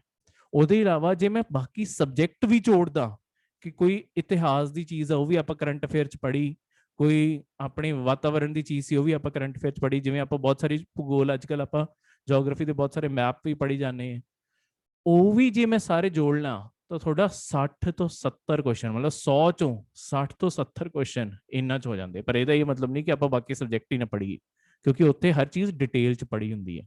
ਕਰੰਟ ਅਫੇਅਰ 'ਚ ਆਪਾਂ ਥੋੜੀ ਛੇਤੀ ਪੜ੍ਹਦੇ ਹਾਂ ਤਾਂ ਇੱਥੇ ਥੋੜਾ ਉੱਤੋਂ ਲੰਘ ਜਾਂਦਾ। ਤਾਂ ਇਹ ਹੁੰਦਾ, ਪਰ ਕਨੈਕਟ ਬਹਿ ਜਾਂਦਾ ਕਿ ਅੱਛਾ ਇਹ ਚੀਜ਼ ਉਹ ਸੀ, ਇੱਥੇ ਆਪਣੀ ਰਿਵਾਈਜ਼ ਹੁੰਦੀ ਜਾਂਦੀ ਹੈ ਕਰੰਟ ਅਫੇਅਰ ਹਰ ਚੀਜ਼, ਕਿ ਉੱਥੇ ਆਪਾਂ ਪੜ੍ਹ ਲਈ, ਇੱਥੇ ਰਿਵਾਈਜ਼ ਹੁੰਦੀ ਗਈ। ਤੇ ਇਸੇ ਤਰੀਕੇ ਨਾਲ ਆਪਾਂ ਤਿਆਰੀ ਕਰਦੇ ਰਹਿਣਾ। ਦੇਖੋ ਤੁਹਾਡਾ ਇੱਕ ਵਾਰੀ ਜਿਹੜਾ ਸਾਰਾ ਸਿਲੇਬਸ ਹੈ ਨਾ, ਉਹ 8 ਮਹੀਨੇ ਦੇ ਅੰਦਰ, ਮਤਲਬ 6 ਤੋਂ 8 ਮਹੀਨੇ ਦੇ ਅੰਦਰ ਇੱਕ ਵਾਰੀ ਸਾਰਾ ਸਿਲੇਬਸ ਖਤਮ ਹੋ ਜਾਣਾ। ਠੀਕ ਹੈ, ਕੋਸ਼ਿਸ਼ ਹੋਊਗੀ 6 ਮਹੀਨੇ 'ਚ, ਪਰ ਅੱਗੇ ਕੀ ਹੈ ਕਿਉਂਕਿ ਸਾਲ ਦੇ ਪਿੱਛੇ ਜਾ ਕੇ ਦੀਵਾਲੀ ਇਹ ਸਭ ਕੁਝ ਵੀ ਆਉਣ ਲੱਗ ਜਾਂਦਾ, ਤਾਂ ਉਹ 'ਚ 5 ਕੁ ਦਿਨਾਂ ਦੀ ਛੁੱਟੀ ਵੀ ਕੀਤੀ ਤਾਂ ਹੋਰ ਵੀ ਆਪਣੇ ਵਿੱਚ, ਕਿਉਂਕਿ ਆਪਣਾ ਭਾਰਤ ਤਿਉਹਾਰਾਂ ਨਾਲ ਭਰਿਆ ਪਿਆ, ਜ਼ਿਆਦਾ ਤੋਂ ਜ਼ਿਆਦਾ 8 ਮਹੀਨੇ ਲੱਗ ਜਾਣਗੇ, ਕਿਉਂਕਿ 2 ਮਹੀਨੇ ਆਹੀ, ਮਤਲਬ ਸਾਰੇ ਭਾਰਤ ਦੀਆਂ ਛੁੱਟੀਆਂ ਮਨਾ ਲਓ, 2 ਮਹੀਨੇ ਤਾਂ ਬਣ ਹੀ ਜਾਂਦੇ ਆ ਕਿਤੇ ਨਾ ਕਿਤੇ। ਤਾਂ ਜ਼ਿਆਦਾ ਤੋਂ ਜ਼ਿਆਦਾ 8 ਮਹੀਨੇ, ਘੱਟੋ ਘੱਟ 6 ਮਹੀਨੇ 'ਚ ਸਾਰਾ ਸਿਲੇਬਸ ਮੁੱਕ ਜੂਗਾ। ਉਸ ਤੋਂ ਬਾਅਦ, ਪਰ ਇਹ ਨਹੀਂ ਹੈ ਕਿ ਉਸ ਤੋਂ ਬਾਅਦ ਕਲਾਸਾਂ ਖਤਮ ਹੋ ਜਾਣਗੀਆਂ, ਉਸ ਤੋਂ ਬਾਅਦ ਰਿਵੀਜ਼ਨ ਹੋਊਗੀ। ਵਾਰ-ਵਾਰ ਰਿਵੀਜ਼ਨ ਕਰਾਂਗੇ, ਵਾਰ-ਵਾਰ ਕੁਐਸਚਨ ਸੋਲਵ ਕਰਾਂਗੇ, ਤਾਂ ਕਿ ਤਿਆਰੀ ਆਪਣੀ ਜਦ ਤੱਕ ਪੇਪਰ ਆਵੇ ਆਪਾਂ ਨੂੰ ਹਰ ਚੀਜ਼ ਮੇਰੇ ਟਿਪਸ ਤੇ ਹੋਵੇ, ਮੈਨੂੰ ਹਰ ਚੀਜ਼ ਪਤਾ ਹੈ, ਮੈਂ ਹਰ ਚੀਜ਼ ਸੋਲਵ ਕਰ ਸਕਦਾ, ਉਸ ਤਰੀਕੇ ਦੀ ਆਪਾਂ ਤਿਆਰੀ ਕਰਨੀ ਹੈ। ਤੇ ਪੰਜਾਬ ਜੀਕੇ ਦੇ ਵੀ ਉਹੀ ਤੁਹਾਨੂੰ ਦੱਸਿਆ ਕਿ ਸਾਡੇ ਵੱਲੋਂ ਹੀ ਕਿਤਾਬ ਮਿਲੂਗੀ, ਇਹ ਨਾਲ ਸਾਰੀ ਤੁਹਾਡੀ ਤਿਆਰੀ ਪੂਰੀ ਹੋ ਜਾਊਗੀ। ਠੀਕ ਹੈ, ਜਿੰਨੀਆਂ ਵੀ ਔਰਤਾਂ ਉਹਨਾਂ ਦੀ ਕੱਟ ਆਫ ਥੋੜੀ ਜਿਹੀ ਘੱਟ ਹੁੰਦੀ ਹੈ। ਠੀਕ ਹੈ, ਜਿਵੇਂ ਜਨਰਲ ਵਿੱਚ ਮੁੰਡਿਆਂ ਲਈ 244.5 ਗਈ ਸੀ ਇਸ ਸਾਲ, 244 ਪੁਆਇੰਟ ਗਈ ਸੀ, 237.5 ਔਰਤਾਂ ਨੇ ਗਈ ਸੀ। 1/3 ਸੀਟਾਂ ਕੈਟਾਗਰੀਜ਼ ਵਿੱਚ ਵੂਮਨ ਲਈ ਰਿਜ਼ਰਵ ਪਈਆਂ। ਜੇ ਹੁਣ ਜਿਹੜੇ ਖਿਡਾਰੀ ਹੈ ਉਹਨਾਂ ਦੀ ਕੱਟ ਆਫ 400 ਵਿੱਚੋਂ ਜਿਹੜੇ ਆਪਣੇ ਜਾਂ ਪੰਜਾਬ ਲਈ ਖੇਲ ਚੁੱਕੇ ਜਾਂ ਭਾਰਤ ਲਈ ਖੇਲ ਚੁੱਕੇ ਆ, ਉਹਨਾਂ ਨੂੰ ਨਾ ਰਿਜ਼ਰਵੇਸ਼ਨ ਮਿਲਦੀ ਹੈ। ਉਹਨਾਂ ਨੂੰ ਤਾਂ 400 ਵਿੱਚੋਂ ਸਿਰਫ 132 ਨੰਬਰ ਲੈਣੇ ਹੁੰਦੇ ਆ, ਉਹਨਾਂ ਦੀ ਕੱਟ ਆਫ ਬਹੁਤ ਹੀ ਥੱਲੇ, ਪਰ ਉਹਨਾਂ ਦੀਆਂ ਸੀਟਾਂ ਵੀ ਘੱਟ ਹੁੰਦੀਆਂ ਓਬਵੀਅਸਲੀ, ਪਰ ਇਹੀ ਹੈ ਕਿਉਂਕਿ ਅਗਲਿਆਂ ਕੋਲ ਟਾਈਮ ਵੀ ਘੱਟ ਹੈ, ਅਗਲੇ ਖੇਲਦੇ ਵੀ ਹੈ। ਠੀਕ ਹੈ, ਤਾਂ ਇਸ ਕਾਰਨ ਉਹਨਾਂ ਦੀ ਕੱਟ ਆਫ ਵੀ ਬਹੁਤ ਥੱਲੇ ਚਲੀ ਜਾਂਦੀ ਹੈ, ਕਿਉਂਕਿ ਅਪੀਅਰ ਹੋਣ ਵਾਲੇ ਲੋਕ ਘੱਟ ਹੈ। ਪਰ ਇਸ ਸਾਲ ਕੱਟ ਆਫ ਵੈਸੇ ਵੀ, ਪਰ ਆਪਾਂ ਜਿਹੜੀ ਤਿਆਰੀ ਕਰਾਂਗੇ ਆਪਾਂ 300 ਪਲੱਸ ਨੰਬਰ ਦੀ ਹੀ ਤਿਆਰੀ ਕਰਾਂਗੇ, ਤਾਂ ਕਿ ਕੱਟ ਆਫ ਕਦੀ ਉੱਤੇ ਚਲੀ ਜਾਂਦੀ ਕਿ ਥੱਲੇ ਚਲੀ ਜਾਂਦੀ, ਤਾਂ ਆਪਾਂ ਤਿਆਰੀ ਇਸ ਅਕੋਰਡਿੰਗ ਕਰੀਏ ਕਿ 300 ਤੋਂ ਜ਼ਿਆਦਾ, 400 ਵਿੱਚੋਂ 300 ਨੰਬਰ ਲਿਆਈਏ। ਉਹ ਜਿਹੜੇ 100 ਨੰਬਰ ਹੈ ਉਹ ਇਸੇ ਚੀਜ਼ ਤੇ ਜਾਣ ਜਿਹੜੇ ਕੁਐਸਚਨ ਨਹੀਂ ਆਪਾਂ ਨੂੰ ਆਉਂਦੇ, ਜਾਂ ਜਿਨ੍ਹਾਂ ਦੀ ਮੈਥਸ ਕਮਜ਼ੋਰ ਹੈ ਤਾਂ ਉਹ ਮੈਥਸ ਵਿੱਚ ਥੋੜੇ ਬਹੁਤ ਟੌਪਿਕ ਜਿਹੜੇ ਜ਼ਿਆਦਾਤਰ ਕੁਐਸਚਨਸ ਵਿੱਚ ਆਉਂਦੇ ਆ, 15-17 ਕੁਐਸਚਨ, ਉਹ ਕਰਕੇ ਬਾਕੀ ਛੱਡ ਸਕਣ। ਠੀਕ ਹੈ, ਮਤਲਬ ਛੱਡਣਾ ਤਾਂ ਖੈਰ ਕੋਈ ਵੀ ਨਹੀਂ ਹੁੰਦਾ ਪੀਸੀਐਸ ਵਿੱਚ। ਅੱਛਾ, ਇੱਕ ਚੀਜ਼ ਜਿਹੜੀ ਬਹੁਤ ਵੱਡੀ ਚੀਜ਼ ਹੈ, ਕਿਉਂ ਕੋਈ ਕੁਐਸਚਨ ਨਹੀਂ ਛੱਡਣਾ ਪੀਸੀਐਸ ਵਿੱਚ ਨਾ, ਕਿਤੇ ਵੀ ਨੈਗੇਟਿਵ ਮਾਰਕਿੰਗ ਨਹੀਂ ਹੈ। ਤੁਹਾਡੇ ਨੰਬਰ ਮਤਲਬ ਗਲਤ ਐਮਸੀਕਿਊ ਤੁਸੀਂ ਕੋਈ ਗਲਤ ਕੀਤਾ ਉਹਦੇ ਨੈਗੇਟਿਵ ਮਾਰਕਿੰਗ ਨਹੀਂ ਹੋਣੀ, ਸਾਰੇ ਦੇ ਸਾਰੇ ਆਨਸਰ ਦੇ ਤੁਹਾਨੂੰ ਨੰਬਰ ਮਿਲਣੇ ਹੀ ਮਿਲਣੇ। ਠੀਕ ਹੈ, ਤਾਂ ਇਸ ਕਾਰਨ ਆਪਾਂ ਨੂੰ ਉਸ ਤਰੀਕੇ ਨਾਲ ਹੀ ਤਿਆਰੀ ਕਰਨੀ ਹੈ। ਕਲੀਅਰ ਹੈ? ਕੋਈ ਵੀ ਡਾਊਟ ਤੁਹਾਡਾ ਹੋਵੇ ਤਿਆਰੀ ਬਾਰੇ? ਸਰ ਕੱਟ ਆਫ ਵਾਲਾ ਦੁਬਾਰਾ ਇੱਕ ਵਾਰੀ ਰਿਪੀਟ ਕਰ ਦੂੰ। ਹਾਂਜੀ ਹਾਂਜੀ, ਬਿਲਕੁਲ ਜੀ, ਬਿਲਕੁਲ। ਦੇਖੋ ਕੱਟ ਆਫ ਵਿੱਚ ਆਪਣੀ ਇਹ ਜਿਹੜੀ ਕੱਟ ਆਫ ਮੈਂ ਲਿਖੀ ਹੈ ਨਾ 2020 ਦੀ, ਇਸ ਸਾਲ ਦੇ ਪੇਪਰ ਦੀਆਂ ਕੱਟ ਆਫ ਹੁਣ ਇਸ ਟਾਈਮ ਇੰਟਰਵਿਊ ਸ਼ੁਰੂ ਹੋ ਰਹੇ ਆ। ਠੀਕ ਹੈ, ਤਾਂ ਇਹ ਪ੍ਰੀ ਦੀਆਂ ਜਿਹੜੀਆਂ ਕੱਟ ਆਫ ਆਈਆਂ ਹੋਈਆਂ ਇਹ ਉਹਦੀ ਸਾਰੀ ਲਿਸਟ ਆਈ ਹੋਈ ਹੈ। ਪੰਜਾਬ ਪਹਿਲਾਂ ਹੀ ਕੱਢ ਦਿੰਦਾ ਜਿਵੇਂ ਹੀ ਪ੍ਰੀ ਹੁੰਦਾ, ਤਾਂ ਇਹ 'ਚ ਹੈ ਕਿ 400, ਇਹ ਸਾਰੇ ਨੰਬਰ 400 ਵਿੱਚੋਂ ਆ। ਠੀਕ ਹੈ, ਦੋਨੋਂ ਪੇਪਰ ਦੇ ਟੋਟਲ ਕਰਕੇ ਮਤਲਬ 400 ਵਿੱਚੋਂ। ਠੀਕ ਹੈ, ਜੇ ਤੁਹਾਡੇ ਮਤਲਬ ਕਈ ਵਾਰੀ 260 ਤੱਕ ਵੀ ਚਲੀ ਜਾਂਦੀ ਹੈ ਕੱਟ ਆਫ, 290 ਵੀ ਟੱਚ ਕੀਤੀ ਹੋਈ ਹੈ ਇੱਕ ਵਾਰੀ। ਠੀਕ ਹੈ, ਪਰ 260 ਲੈ ਕੇ ਚੱਲੋ। ਇਸ ਵਾਰੀ ਥੋੜੀ ਕੱਟ ਆਫ ਥੱਲੇ ਗਿਰ ਗਈ ਸੀ, ਕਿਉਂਕਿ ਗਲਤੀ ਉਹੀ ਕਿ ਬੱਚੇ, ਜ਼ਿਆਦਾਤਰ ਬੱਚਿਆਂ ਨੇ, ਖੈਰ ਜੋ ਮੈਂ ਚੀਜ਼ ਕਹਿੰਦਾ ਰਹਿਣਾ ਕਿ ਸਾਊਥ ਇੰਡੀਆ ਦੀ ਹਿਸਟਰੀ ਪੜ੍ਹਨੀ ਹੈ ਤਾਂ ਸਾਰੀ ਯੂਪੀਐਸਸੀ ਦੇ ਵਾਂਗੂ ਹੀ ਆਪਾਂ ਤਿਆਰੀ ਕਰਾਂਗੇ, ਪਰ ਜਿਨ੍ਹਾਂ ਨਹੀਂ ਪੜ੍ਹੀ, ਕਿਉਂਕਿ ਜ਼ਿਆਦਾਤਰ ਨਹੀਂ ਪੰਜਾਬ ਲਈ ਪੜ੍ਹ ਕੇ ਗਏ ਤੇ ਹੋਰ ਕਰੰਟ ਅਫੇਅਰ ਤੇ ਫੋਕਸ ਨਹੀਂ ਕੀਤਾ ਇਸ ਸਾਲ, ਕਰੰਟ ਅਫੇਅਰ ਭਰਿਆ ਪਿਆ ਸੀ ਪੇਪਰ, ਤੇ ਇਸ ਲਈ ਕੱਟ ਆਫ ਥੋੜੀ ਥੱਲੇ ਆ ਗਈ, ਪਰ ਵਧੂਗੀ ਤਾਂ 260 ਤੱਕ ਚਲੀ ਜਾਊਗੀ। ਠੀਕ ਹੈ, ਤਾਂ ਆਪਾਂ ਤਿਆਰੀ ਹੀ ਉਸ ਅਕੋਰਡਿੰਗ ਕਰੀਏ। 400 ਵਿੱਚੋਂ ਇਹ ਸਾਰੇ ਨੰਬਰ ਹੈ। ਠੀਕ ਹੈ, ਤਾਂ ਜਿਹੜੇ ਕਿਸੇ ਨੂੰ ਡਿਸੇਬਿਲਿਟੀ ਹੁੰਦੀ ਆ ਦੇਖਣ ਦੀ ਜਾਂ ਸੁਣਨ ਦੀ, ਉਹਨਾਂ ਦੀ ਕੱਟ ਆਫ 400 ਵਿੱਚੋਂ 151 ਸੀ। ਠੀਕ ਹੈ, ਖਿਡਾਰੀਆਂ ਦੀ 132, 132, 400 ਵਿੱਚੋਂ ਇਹ ਸਾਰੀਆਂ ਕੱਟ ਆਫ। ਠੀਕ ਹੈ, ਉਸ ਅਕੋਰਡਿੰਗ ਇਹ ਸਾਰੀਆਂ। ਕਾਂਡੀ ਸਰ, ਹੈਲੋ। ਹਾਂਜੀ ਹਾਂਜੀ ਕੁਲਵਿੰਦਰ ਜੀ। ਜੀ ਸਰ, ਮੈਂ ਪੁੱਛ ਰਹੀ, ਮੈਂ ਗਰੁੱਪ ਹੀ 17 ਤਰੀਕ ਤੋਂ ਜੁਆਇਨ ਕਰਿਆ ਜੀ, ਤੇ ਤੁਸੀਂ ਨੇ ਸਰ ਮੈਂ ਗੱਲ ਕਰੀ ਸੀ ਵੀ ਮੈਂ ਜਿਹਨੂੰ 10 ਮਈ ਤੱਕ ਮੈਂ ਤਕਰੀਬਨ ਪਹੁੰਚ ਜੂਗਾ। ਹਾਂਜੀ ਹਾਂਜੀ, ਤੇ ਉਹ ਮੇਰੇ ਕੋਲ ਕਿੱਦਾਂ ਪਹੁੰਚੂ ਸਰ? ਸਰ 10 ਮਈ ਨੂੰ ਅਸੀਂ ਬੇਸਿਕਲੀ ਜਦੋਂ ਤੁਸੀਂ ਜੁਆਇਨ ਕਰੋਗੇ ਤਾਂ ਜਿਹੜਾ ਤੁਹਾਡਾ ਅਸੀਂ ਨਾ ਐਡਰੈਸ ਲੈਣੇ ਆ, ਤਾਂ ਹਰ ਮਹੀਨੇ ਜਿਹੜੀ ਵੀ ਚੀਜ਼ ਭੇਜਣੀ ਹੈ, ਹਰ ਮਹੀਨੇ ਜਾਂ 2 ਮਹੀਨੇ ਜੋ ਸਮਾਨ ਇਕੱਠਾ ਭੇਜਣਾ, ਉਦੋਂ ਅਸੀਂ ਤੁਹਾਨੂੰ ਉਹ ਕੁਰੀਅਰ ਦੇ ਥਰੂ, ਜਿਹੜਾ ਇੰਡੀਆ ਪੋਸਟ ਹੈ, ਜਿਹੜਾ ਵੀ ਤੁਹਾਡਾ ਘਰ ਦਾ ਜਿਹੜਾ ਤੁਸੀਂ ਐਡਰੈਸ ਦਓਗੇ, ਪੀਓ ਬਾਕਸ ਜਾਂ ਪਿੰਨ ਕੋਡ ਨਾਲ ਪੂਰਾ, ਉਹ ਤੇ ਜਾਊਗਾ। ਠੀਕ ਹੈ, ਠੀਕ ਹੈ ਸਰ। ਹੋਰ ਕਿਸੇ ਨੂੰ ਕੋਈ ਵੀ ਸਵਾਲ? ਸਰ ਮੇਨ ਦੇ ਵਿੱਚ ਪ੍ਰੀ ਵਾਲੇ ਜਿਹੜੇ ਸਾਨੂੰ ਮਿਲਦੇ ਆ ਮਾਰਕਸ ਮਿਲਦੇ, ਉਹ ਪਲੱਸ ਨਹੀਂ ਨਾ ਹੁੰਦੇ? ਹਾਂਜੀ ਹਾਂਜੀ, ਦੁਬਾਰਾ ਦੱਸਿਓ, ਦੁਬਾਰਾ ਪੁੱਛਿਓ। ਸਰ ਮੇਨ ਦੇ ਵਿੱਚ ਜਿਹੜੇ ਆਪਣੇ ਮਾਰਕਸ ਹੁੰਦੇ ਆ, ਤੇ ਪ੍ਰੀ ਵਾਲੇ ਮਾਰਕਸ ਪਲੱਸ ਹੁੰਦੇ ਆ? ਨਹੀਂ ਨਹੀਂ ਨਹੀਂ, ਪ੍ਰੀ ਵਾਲੇ ਜਿਹੜੇ ਨੰਬਰ ਆਏ ਆ ਨਾ, ਉਹ ਸਿਰਫ ਉਹ ਲਿਸਟ ਸਿਰਫ ਇਸ ਲਈ ਬਣੀ ਹੈ ਕਿ ਮੇਨਸ ਵਿੱਚ ਕੌਣ ਅਪੀਅਰ ਹੋਣਗੇ, ਮਤਲਬ ਜਿਹੜੇ ਤੁਹਾਡੇ ਪ੍ਰੀ ਚ ਨੰਬਰ ਕਰਨ ਦੀ ਇੱਕ ਬਸ ਇੱਕ ਐਂਟਰੀ ਹੈ। ਹਾਂਜੀ ਹਾਂਜੀ, ਐਂਟਰੀ ਕਰਨ ਲਈ ਬਸ ਪ੍ਰੀ ਚ ਜਿੰਨੇ ਨੰਬਰ ਆ ਗਏ, ਜਿਨ੍ਹਾਂ ਦੇ ਮਤਲਬ ਮਿਨੀਮਮ ਨੰਬਰ ਆ ਗਏ ਜਿਹੜੇ ਆਪਾਂ ਹੁਣੇ ਪੜ੍ਹੇ ਆ, ਠੀਕ ਹੈ, ਉਹਨੇ ਬਸ ਆ ਗਏ, ਤੇ ਬਸ ਉਸ ਤੋਂ ਬਾਅਦ ਤੁਸੀਂ ਮੇਨਸ ਚ ਅਪੀਅਰ ਹੋਵੋਗੇ। ਠੀਕ ਹੈ। ਇੱਕ ਸਰ ਹੋਰ ਬੇਨਤੀ ਸੀ ਕਾਈਂਡਲੀ ਸਰ, ਹਾਂਜੀ ਮੈਂ ਕਾਈਂਡਲੀ ਸਰ ਬੇਨਤੀ ਸੀ ਜੀ। ਕੁਲਵਿੰਦਰ, ਹੈਲੋ ਹਾਂਜੀ ਹਾਂਜੀ ਜੀ ਸਰ, ਜਿੰਨੇ ਵੀ ਫਰੈਂਡ ਸਰਕਲ ਨੇ ਆਪਣੀ ਕਲਾਸ ਜੁਆਇਨ ਕੀਤੀ ਹੈ ਜੀ, ਹਾਂਜੀ ਹਾਂਜੀ ਜੀ ਬਸ ਇਹਨਾਂ ਨੂੰ ਬੇਨਤੀ ਸੀ ਸਰ ਨਾ ਇਹਨਾਂ ਵੀ ਵਿਚਕਾਰ ਦੀ ਕੁਐਸਚਨ ਨਾ ਪੁੱਛਿਆ ਕਰਨੀ, ਕਿਉਂਕਿ ਜਿਹੜਾ ਇੰਟਰਸਟ ਆ ਜਾਂਦਾ ਉਹ ਥੋੜਾ ਫੋਕਸ ਜਾਂ ਲੈਣ ਤੋਂ ਸਾਈਡ ਤੇ ਚਲਾ ਜਾਂਦਾ ਹੈ ਜੀ। ਚਲੋ ਹਾਂਜੀ ਹਾਂਜੀ ਬਿਲਕੁਲ, ਹਾਂ ਜੀ, ਇਹ ਵੀ ਥੋੜਾ ਤੇ- ਟੈਸਟ ਕਰ ਦਿਆ ਕਰੋ ਪਲੀਜ਼। ਹਾਂਜੀ ਹਾਂਜੀ ਬਿਲਕੁਲ ਬਿਲਕੁਲ, ਤਾਂ ਹੀ ਅਸੀਂ ਸਾਰੀ ਕਲਾਸ ਦੇ ਅੰਦਰ ਵੀ ਮਿਊਟ ਤੇ ਆਡੀਓ ਸਾਰਾ ਬੰਦ ਰੱਖਦੇ ਹਾਂ ਤਾਂ ਕਿ ਟੀਚਰ ਦੀ ਆਵਾਜ਼ ਸਾਰਿਆਂ ਨੂੰ ਕਲੀਅਰਲੀ ਆਵੇ। ਠੀਕ ਹੈ, ਤੁਹਾਨੂੰ ਕੋਈ ਪਿੱਛੇ ਕਿਸ ਦੇ ਘਰ ਦਾ ਕੋਈ ਰੌਲਾ ਨਾ ਸੁਣਾਈ ਦੇਵੇ, ਤੁਹਾਨੂੰ ਸਿਰਫ ਟੀਚਰ ਦੀ ਆਵਾਜ਼ ਸੁਣੇ। ਤੇ ਗੁਰਪ੍ਰੀਤ ਜੀ, ਜਿਹੜਾ ਤੁਹਾਡਾ ਮੈਨੂੰ ਕੁਐਸਚਨ ਆਇਆ, ਹਾਂਜੀ, ਜਿਹੜਾ ਜੇ ਤੁਸੀਂ ਆਹ ਨਹਿਰੂ ਯੁਵਾ ਕੇਂਦਰ ਸੰਗਠਨ 'ਚ ਕੰਮ ਕਰਦੇ ਹੋ, ਠੀਕ ਹੈ, ਤਾਂ ਇਹ ਵੀ ਸਰਕਾਰੀ ਹੈ ਤੇ ਇਹ ਵੀ ਸਰਕਾਰੀ ਉਸ 'ਚ ਕਾਊਂਟ ਹੋਊਗਾ। ਠੀਕ ਹੈ ਜੀ, ਤੇ ਇਹ ਵੀ ਮਤਲਬ ਏਜ ਲਿਮਿਟ ਉਸੇ ਅਕੋਰਡਿੰਗ ਕਾਊਂਟ ਹੋਊਗੀ।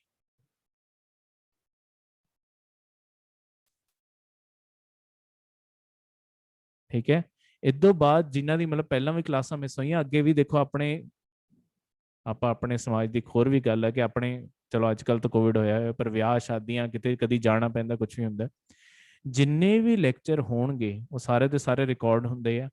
ਤੁਹਾਨੂੰ ਐਡਮਿਸ਼ਨ ਤੋਂ ਬਾਅਦ ਇੱਕ ਪਲੇਟਫਾਰਮ ਮਿਲੂਗਾ ਲੌਗਇਨ ਆਈਡੀ ਪਾਸਵਰਡ ਨਾਲ, ਤੁਸੀਂ ਕਦੀ ਵੀ ਉਹਨੂੰ ਖੋਲੋ, ਮਤਲਬ ਤੁਹਾਡੀ ਮੈਂਬਰਸ਼ਿਪ ਉਹਦੀ ਅਨਲਿਮਿਟਿਡ ਹੈ, ਕਦੀ ਵੀ ਉਹਨੂੰ ਖੋਲੋ, ਉਹਦੇ ਅੰਦਰ ਤੁਹਾਡੇ ਸਾਰੇ ਦੇ ਸਾਰੇ ਲੈਕਚਰ ਪਏ ਹੋਣੇ ਆ, ਤੁਸੀਂ ਕਦੀ ਵੀ ਜਿੱਥੋਂ ਮਰਜ਼ੀ ਸ਼ੁਰੂ ਕਰ ਲਓ, ਸਾਰੇ ਟੈਸਟ ਵੀ ਪਏ ਹੋਣੇ ਆ, ਸਭ ਪਿਆ ਹੁੰਦਾ ਉਹਦੇ ਅੰਦਰ। ਤੁਸੀਂ ਜਿੱਥੋਂ ਮਰਜ਼ੀ ਆਪਣੀ ਤਿਆਰੀ ਦਾ ਕੋਈ ਵੀ ਰਿਵੀਜ਼ਨ ਕਰਨੀ ਹੈ, ਕੋਈ ਵੀ ਲੈਕਚਰ ਯਾਦ ਨਹੀਂ ਦੁਬਾਰਾ ਦੇਖਣਾ ਚਾਹੁੰਦੇ ਹੋ, ਤੁਹਾਡੀ ਮਰਜ਼ੀ ਹੈ, ਤੁਸੀਂ ਕਦੀ ਵੀ ਉਹਨਾਂ ਨੂੰ ਦੁਬਾਰਾ ਦੇਖ ਸਕਦੇ ਹੋ। ਅਸੀਂ ਉਹਨੂੰ ਬਣਾਇਆ ਹੀ ਉਸ ਤਰੀਕੇ ਨਾਲ, ਤਾਂ ਤੁਹਾਨੂੰ ਪੂਰੀ ਫਲੈਕਸੀਬਿਲਿਟੀ ਮਿਲਦੀ ਹੈ, ਤੁਸੀਂ ਜਿਸ ਤਰੀਕੇ ਨਾਲ ਕਰਨਾ ਚਾਹੁੰਦੇ ਹੋ ਤੁਸੀਂ ਕਰ ਸਕਦੇ ਹੋ। ਠੀਕ ਹੈ, ਤਾਂ ਇਹ ਸੀਗੀ ਪੂਰਾ ਦਾ ਪੂਰਾ ਇਸ ਜਾਣਕਾਰੀ ਦਾ ਲੈਕਚਰ। ਕਿਸੇ ਨੂੰ ਕੋਈ ਵੀ ਡਾਊਟ ਹੋਵੇ ਤਾਂ ਹਜੇ ਵੀ